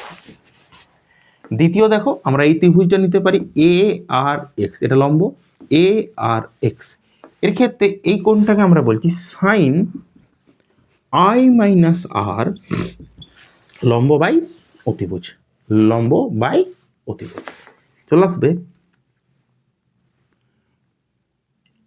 আর এক্স বাই এ আর, অতএব আর এক্স সমান এ আর সাইন আই মাইনাস আর, বা বলতে পারি আর এক্স সমান এ আরকে দেখো আমার করাই আছে এবি, এবি মানে T, T by cos R sine I minus R, এটা পেয়েছি। তুমি চাইলে এটাকে ভাঙতেই পারো, অনেক সময় প্রশ্ন দিতেই পারে, কিন্তু আমরা এখান থেকে উত্তরে চলে যাব যে থিটার মান ক্ষুদ্র আপতন কোণের জন্য সাইন থিটাকে থিটা বলবো এবং কস থিটাকে তো বলবো আমরা 1। তাহলে একটা লাইন এখানে লিখতে হতো, ক্ষুদ্র আপতনের জন্য আর এক্স সমান হয়ে যাচ্ছে টি কস আর তো 1, আর এর ক্ষেত্রে থিটাটা বাইরে বেরিয়ে যাবে, মানে আই মাইনাস আর, আর এক্স সমান t into i minus r. চলে এসো, মাধ্যমের প্রতিসরাঙ্ক মিউ হলে আমরা বলতে পারি sine I by sine r equals to mu. ক্ষুদ্র আপতন, আবার গল্প, ক্ষুদ্র আপতনের জন্য এটা সম্ভব, আই বাই আর সমান মিউ, আর সমান আই বাই মিউ, এটা পাচ্ছি আর সমান আই বাই মিউ। ক্ষুদ্র আপতনের জন্য থিটাটা বেরিয়ে যাবে সাইন থেকে, তাহলে আর এক্স সমান টি যেমন আছে থাক, আই মাইনাস, দেখো আর এর মান আই বাই মিউ, তুমি বার করে নাও T I 1 minus 1 by mu, হয়ে গেল প্রমাণ। তুমি টি এর জায়গায় থিটা বসিয়ে দিতে পারো, অসুবিধা নেই। তুমি আপতন কোণটা থিটা বসিয়ে, আপতন কোণকে থিটা বসিয়ে দিলে তো এটা চলে আসবে t I 1 minus 1 by mu. এটাতে বিরাট কিছু জটিলতা থাকেনি, কিন্তু নিজের থেকেই করতে পারবে আশা করি, একবার দেখে নিলে হয়ে যাবে, কিছুই না। আমি প্রথমে এই ত্রিভুজটার সাহায্যে এর মান বার করছি, তারপর এই ত্রিভুজটার সাহায্যে আমি এর মান বার করছি, আর তোমাকে বলেছে দেখাও যে পার্শ্ব সরণের মান এটা এই পরিমাণ দূরে সরে গেছে। পার্শ্ব সরণ কেন? কারণ কৌণিক সরণ হয়নি, এরা দুজন সমান্তরাল। এদের মধ্যে যদি কৌণিক সরণ হতো তাহলে 0 ডিগ্রি হবে, কারণ এরা পরস্পরের সমান্তরাল হচ্ছে, এটা হচ্ছে সমান্তরাল কাঁচফলকে। পরেরটায় যাই, 2019 সাল। প্রতিসরণের ক্ষেত্রে সংকট কোণ ও ঘনমাধ্যমের প্রতিসরাঙ্কের মধ্যে সম্পর্ক লেখো, অনেকবার হয়েছে। সংকট কোণ ও ঘনমাধ্যমের প্রতিসরাঙ্কের সম্পর্ক দেখো, পড়েওছো সংকট কোণ সাইন থিটা সি সমান 1 বাই মিউ। আগেরটাই দেখো, অভ্যন্তরীণ পূর্ণ প্রতিফলনের ব্যাখ্যা করতে গিয়ে আমরা এই মানটা তো বার করেছি, সাইন থিটা সি সমান 1 বাই মিউ, যেহেতু পরম প্রতিসরাঙ্ক তাই আমরা বলছি 1 বাই মিউ। পরেরটায় যাই, 2022।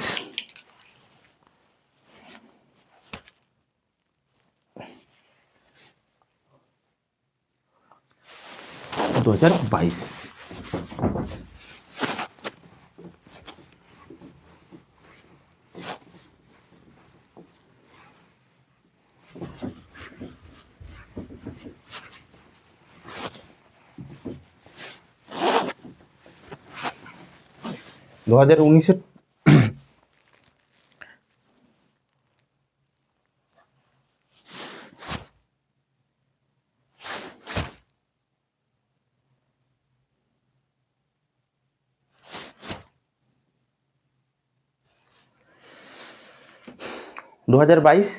2019-এর বলেছে বিভিন্ন বর্ণের অক্ষরের একটি সমতল কাজফলক রাখা হলো, যে অক্ষরটি সবচেয়ে কম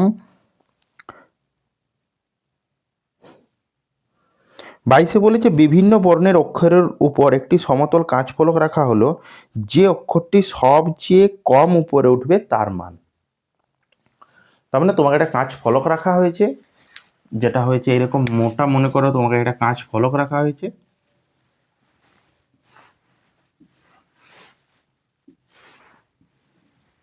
এখানে কোনো একটা বস্তুকে রাখা হয়েছে, বিভিন্ন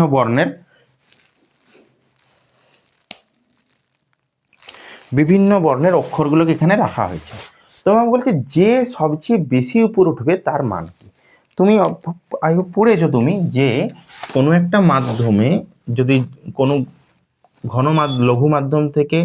লঘু মাধ্যমে যদি আমরা কোনো ঘন মাধ্যমের এইচ গভীরতায় কোনো বস্তুকে দেখি, আমরা ঠিক এরকমই দেখব, যার ফলে আমরা তো তাকে কিছুটা উপরে দেখব। এটা তার পার্শ্ব সরণ ঘটবে। তুমি পড়েছো যে যখন ঘনমাধ্যমের অভ্যন্তরে কোনো একটা বস্তুকে রাখা হয়, তখন যদি আমরা উপরের প্রায় লম্বভাবে যদি আমরা বস্তুকে দেখি, তো আমরা কিছুটা উপরে দেখব, যেটা তার পার্শ্ব সরণ ছিল।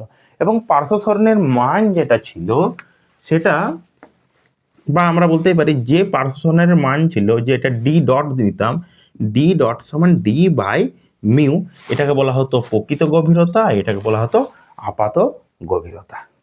এখানে বলেছে কাকে সবচেয়ে তুমি উপরে দেখবে, তার অর্থ এটা দাঁড়ায় যে যার ডি এর মান সবচেয়ে আপাত গভীরতা সবচেয়ে কম হবে, সেই সর্ববেশি উপরে উঠবে। খুব সহজ। যার এটার মান কম সে বেশি উপরে উঠেছে, যার এটার মান বেশি সেটা কম উপরে উঠেছে। যার এটার মান বেশি সে তা কম উপরে উঠেছে, কারণ যার বেশি সে এইদিকে নিচে বেশি আছে। আর যার মান ডি ডটের মান সবচেয়ে কম, সে উঠেছে সবচেয়ে বেশি পরিমাণ উপরে। তো এখানে বলেছে কাকে উপরে দেখবে। তো এখান থেকে আমরা এটা বলতে পারি যে উপরে আমরা তাকেই বেশি দেখব, মানে এই পার্শ্ব যে সরণের মানটা হবে যার বেশি, তাকেই আমরা উপরে বেশি দেখব, যার ডি এর মান হবে সবচেয়ে কম। যার ডি এর মান সবচেয়ে কম সে বেশি উপরে উঠবে। আর ডি এর সাথে মিউ সম্পর্ক কি না, মিউ আছে ইনভার্সলি, তার মানে এটা। যার মিউর মান সবচেয়ে বেশি সেই সবচেয়ে বেশি উপরে উঠবে। যার ডি এর মান সবচেয়ে ডি ডটের মান সবচেয়ে কম হবে সে বেশি উপরে উঠেছে, মানে মিউর মান যার বেশি হবে সে তো বেশি উপরে উঠেছে। এবার এখানে তোমাকে প্রশ্ন দিয়েছে, আচ্ছা কম উপরে উঠবে দিয়েছে, কম উপরে উঠবে দিয়েছে, সেটা ব্যাপার নয়, আমরা বলতে চাইছি যার আপাত গভীরতা সবচেয়ে কম সে সবচেয়ে বেশি উপরে উঠেছে, যার আপাত গভীরতা সবচেয়ে বেশি সে কম উপরে উঠেছে। এটা নিয়ে চিন্তা নেই। তাহলে আমরা আবার দ্বিতীয় এটা জানি, কোনো মাধ্যমের প্রতিসরাঙ্ক দুটি বিষয়ের উপর নির্ভর করে, এক মাধ্যমের উপর এবং দুই হচ্ছে মাধ্যমের এই আপতিত আলোর বর্ণের উপরে। মাধ্যমের উপর অবশ্যই, এবং মাধ্যমের উপর আপতিত আলোর বর্ণের উপর। এবং এইভাবে তুমি একটা পড়েছিলে, মাধ্যমের প্রতিসরাঙ্ক কোনো মাধ্যমের আপতিত আলো বর্ণের সাথে বা এইভাবে নির্ভর করে a প্লাস বি বাই ল্যামডার স্কোয়ার, যার ফলে লাল আলোর প্রতিসরাঙ্ক সবচেয়ে কম, দেখো লালের তরঙ্গ দৈর্ঘ্য তো সবচেয়ে বেশি। এবং সর্বপ্রথম আছে বেগুনির প্রতিসরাঙ্ক সবচেয়ে বেশি, যেহেতু বেগুনির তরঙ্গ দৈর্ঘ্য সবচেয়ে কম, তাই বেগুনি আলোর প্রতিসরাঙ্ক সবচেয়ে বেশি। তাহলে যার প্রতিসরাঙ্ক যত বেশি সে তত কম আপাত গভীরতা, মানে সে তত উপরে থাকবে। আমাকে বলেছে সবচেয়ে কম হতে গেলে ডি ডটের মান কি হতে হবে সবচেয়ে বেশি। যার ডি ডট খুব বেশি, এই যে আপাত গভীরতা বেশি, তার মানে সে তো কম উপরে উঠেছে। ছিল এখানে সবাই কম উঠেছে সবচেয়ে, যার আপাত গভীরতা সবচেয়ে বেশি মানেই দাঁড়াচ্ছে যার প্রতিসরাঙ্ক সবচেয়ে কম। যার আপাত গভীরতা সবচেয়ে বেশি সে কম উপরে উঠেছে, তার ফলেই হচ্ছে যার মাধ্যমের প্রতিসরাঙ্ক সবচেয়ে কম। তাহলে তরঙ্গ দৈর্ঘ্যের মধ্যে সবচেয়ে বেশি তরঙ্গ দৈর্ঘ্য তো লাল আলোর, তাই লাল আলো সবচেয়ে উপরে কম উঠবে। বাকি বেগুনি যদি থাকে, নীল যদি থাকে, এরা সবচেয়ে বেশি উঠবে, কারণ নীলের আপাত গভীরতা হবে অনেক, নীলের যেহেতু মিউটা অনেক বেশি, যার ফলে আপাত গভীরতা হবে অনেক কম। আপাত গভীরতা অনেক কম মানে উপর দিকে বেশি আছে, যার ফলে বেশি উপরে উঠবে। শর্ট ছিল। তারপরের প্রশ্ন বলেছে নিচের কোনটি আলোকীয় তন্তুতে ব্যবহার করা হয়। এটা তো সহজ প্রশ্ন। এক আলোকীয় তন্তুতে আমরা আগেই আলোচনা করেছি অভ্যন্তরীণ পূর্ণ প্রতিফলন, বারবার অভ্যন্তরীণ পূর্ণ প্রতিফলন ঘটিয়ে আলোকবাহী তন্তু তৈরি করা হয়। 2023-এ তো কোনো প্রশ্ন পড়েনি, আমরা যাব 2024-এ। বলেছে ঘন মাধ্যমের প্রতিসরাঙ্কের সঙ্গে আপাত গভীরতা ও প্রকৃত গভীরতার সম্পর্ক লেখো। একটু আগেই আমরা করলাম যে এটা হচ্ছে একটা ঘনমাধ্যম। মনে করো এইচ গভীরতায় কোনো বস্তু আছে, যে বস্তুকে যখন আমি লঘু মাধ্যম থেকে খুব কাছাকাছি ভাবে দেখব, তখন এই যেহেতু ঘনমাধ্যম থেকে লঘু মাধ্যমে যাচ্ছে, যার ফলে অবশ্যই সে অঙ্কিত অভিলম্বে দূরে তো সরে যাবে। এই গেল দূরে সরে। তুমি যখন এখান থেকে আমার গরিবের চোখের সাহায্যে দেখবে, হ্যাঁ এটা গরিবেরই চোখ, বড় লোকের চোখের তো ভালো হয়। গরিবের চোখের সাহায্যে যখন তুমি আমার দেখবে, তখন তুমি তো একে আর আলো যেভাবে আসুক না কেন তুমি তোকে সোজা দেখতে পাবে, যার ফলে তোমার মনে হবে বস্তু এখানে কোথাও রয়েছে, তাই না? এটাকে আমরা বলছি প্রকৃত গভীরতা, ডি নিয়ে নিই। এবং তুমি যেখানে দেখছো সেটাই হচ্ছে আপাত গভীরতা। তার মানে তোমার চোখের জন্য বস্তু তো কিছুটা উপরে উঠে গেছে, সেই যতটা গভীরতায় তুমি দেখবে সেটা হচ্ছে আপাত গভীরতা। এবং এই প্রমাণটা হয়তো অনেক সময় দিতে পারে, দেখাও যে আপাত সরণ -1/μ। এই প্রশ্ন কিন্তু অনেকবার দেয়নি, মানে এইবারে কিন্তু সম্ভাবনা রয়েছে। তাই অবশ্যই তো আমরা আর একটা ভিডিও বানাবো বলেছি যে প্রিভিয়াস ইয়ার বাদ দিয়েও 15 থেকে 25 বাদ দিয়েও আমরা কিছু অ্যাজাম্পশন করে 2016 জন্য যে সমস্ত কোশ্চেনগুলো ইম্পর্টেন্ট রয়েছে সেই প্রশ্নগুলোর আমরা কিন্তু একটা ভিডিওর সিকোয়েন্স বানাবো অবশ্যই, কারণ আর বেশি সময় নেই, তাই তাড়াতাড়ির মধ্যেই বানাবো। তো তুমি প্রিভিয়াস ইয়ার কমপ্লিট করার পর ওটাতে হাত দিও অবশ্যই, এগুলো আমরা বানাবো। তো আগে প্রিভিয়াস ইয়ার কমপ্লিট করবো, তারপর আমরা ওগুলোর দিকে হাত দেবো। তো দেখো এর যে তুমি পড়েছো এতদিন এসে, যখন লাস্টে এটা দেখছো অবশ্যই তো পড়েছো।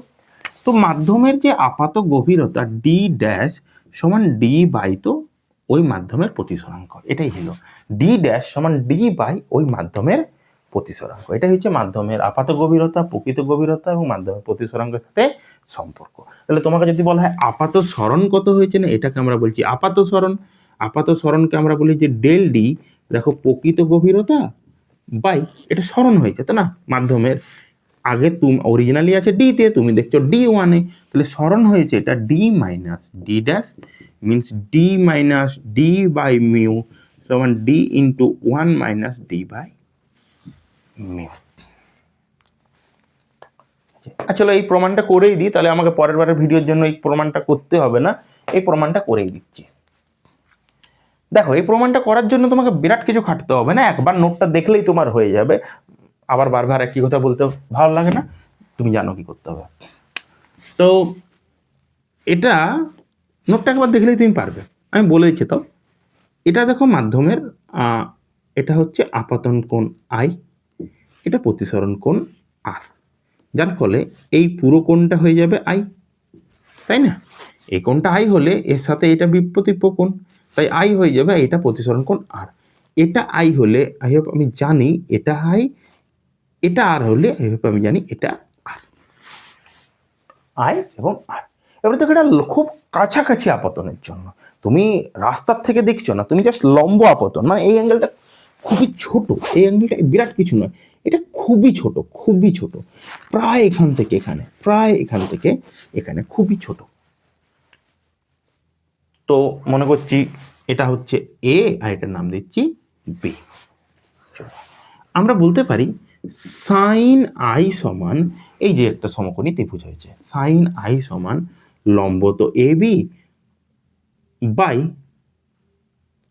অতিভুজ হচ্ছে তোমার, এটার নাম দিয়ে দিচ্ছি এ বি, এটা দিয়ে দিলাম সি, এটা ডি, এ বি বাই দেখো এসি, এই ত্রিভুজটার জন্য, এই ত্রিভুজটার জন্য A B by AC. Same sine R সমান তুমি বলতেই পারো এ বি বাই তোমার BD, A B by BD, এই যে এই বড় ত্রিভুজটার জন্য A B by BD. Sine I সমান এই ত্রিভুজটার জন্য A B by BC, A B by BC লম্ব বাই অতিভুজ, এর জন্য এ বি বাই বিডি। এবারে দেখো তুমি দেখছো অনেক কাছাকাছি, প্রায় লম্ব আপতনের জন্য, প্রায় লম্ব, তুমি জাস্ট এটাকে এখানে দেখছো, এটাকে এখানে দেখছো, তাহলে তোমার জন্য ভূমি আর অতিভুজ সেম টু সেম।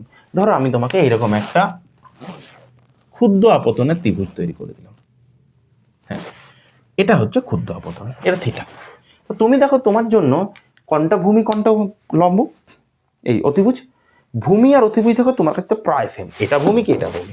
খুব ক্ষুদ্র আপতনের জন্য সাইন থিটা তো ট্যান থিটা হতে পারে, তাই তো।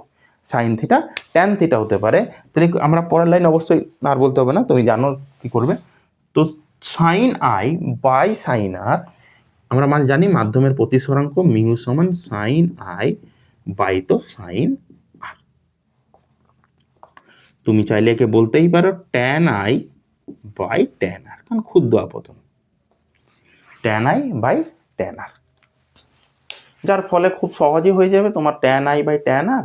দেখো ট্যান আই মিনস তোমার চলে আসছে এ বি বাই এসি, আর ট্যান আর চলে আসছে A B by AD. A B cancel, AD by AC, অর্থাৎ এডি হয়ে যাচ্ছে তোমার ডি ড্যাশ, আর এসি হচ্ছে এডি হচ্ছে ডি, এ হচ্ছে ডি ড্যাশ। তো মাধ্যমের প্রতিসরাঙ্ক মিউ সমান তোমাকে চলে আসছে ডি বাই ডি ড্যাশ, তো ডি ড্যাশ চলে আসছে ডি বাই মিউ। এবারে মাধ্যমের এটা করে দিলেই পেয়ে যাবে আপাত সরণ। এটা অনেক ধরনের ভাবে দেয়, তোমাকে বলতে পারে একটা কাঁচ ফলকের নিচে কোনো একটা কালির বিন্দু আছে, দেখাও টি বেদের কাঁচ ফলকের কালির বিন্দু টি ইন্টু ওয়ান বাই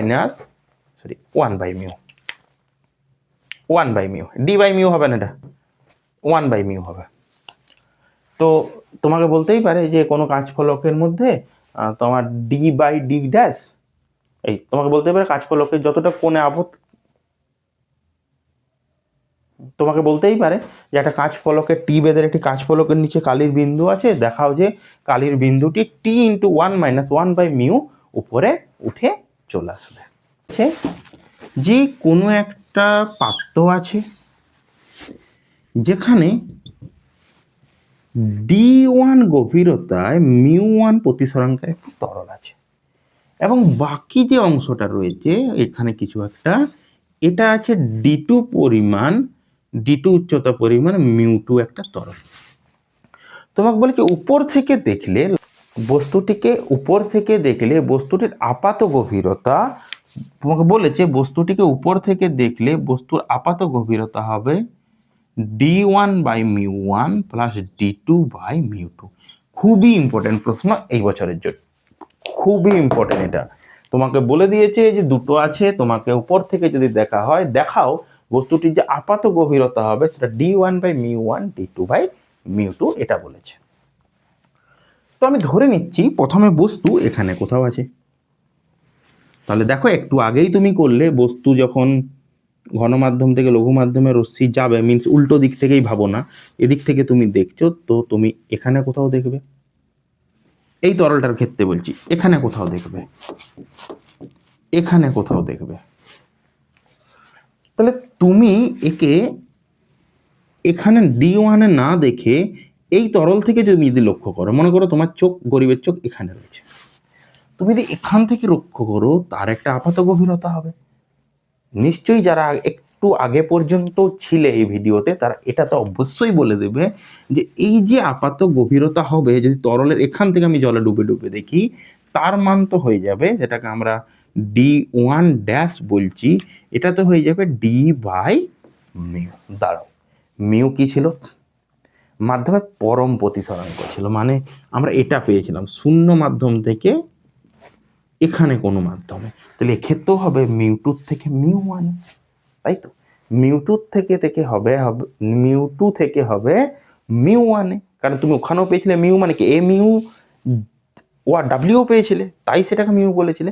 তো এখানেও হবে এদিক থেকে, তো এদিকে তুমি দেখছো, দেখো এখান থেকে, তাই না, রশ্মি আসছে এখান থেকে, যার ফলে তুমি তো বলতে পারো যে এটা হবে ডি বাই, তুমি খুব সহজেই বলতে পারো মিউ কত না 1μ2।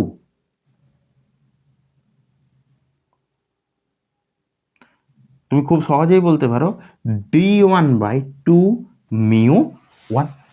ওখানেও তো মিউ করেছিলে, তাই না? তুমি এখানে যখন করেছিলে এই মাধ্যমটা এ ছিল, এই মাধ্যমটা ছিল জি, যার ফলে তুমি বলতে মিউ সমান, অ্যাকচুয়ালি তুমি লিখছো কি এ মিউ জি, পরম প্রতিসরাঙ্কের জন্য তুমি শুধু মিউ লিখেছিলে, তো তুমি লিখছিলে তো এ মিউ জি, তাহলে এটা হবে 2μ1 হয়েছে। এবারে ভাবো এই রশ্মি গেল গেল গেল গেল গেল এখানে কোথাও পড়লো, এই অঙ্কিত অভিলম্বের থেকে আরো দূরে সরে যাবে, তাই না? কারণ ওটা একদম রেয়ার মিডিয়ামে চলে এসছে, যার ফলে যে বস্তুকে এখানে দেখছিল সে তো আবার অনেকটা উপরে দেখতে পাবে, হ্যাঁ সে একটু উপরে আরো দেখতে পাবে। এবারে যদি আমি বলি যে লোক এখানে যার গরিবের চোখটা বসে আছে, এখানে বসে আছে, সে যখন দেখবে তার প্রকৃত গভীরতা, তার সাপেক্ষে প্রকৃত গভীরতা কত না, তার প্রকৃত গভীরতা হচ্ছে D2 প্লাস D1 ড্যাশ।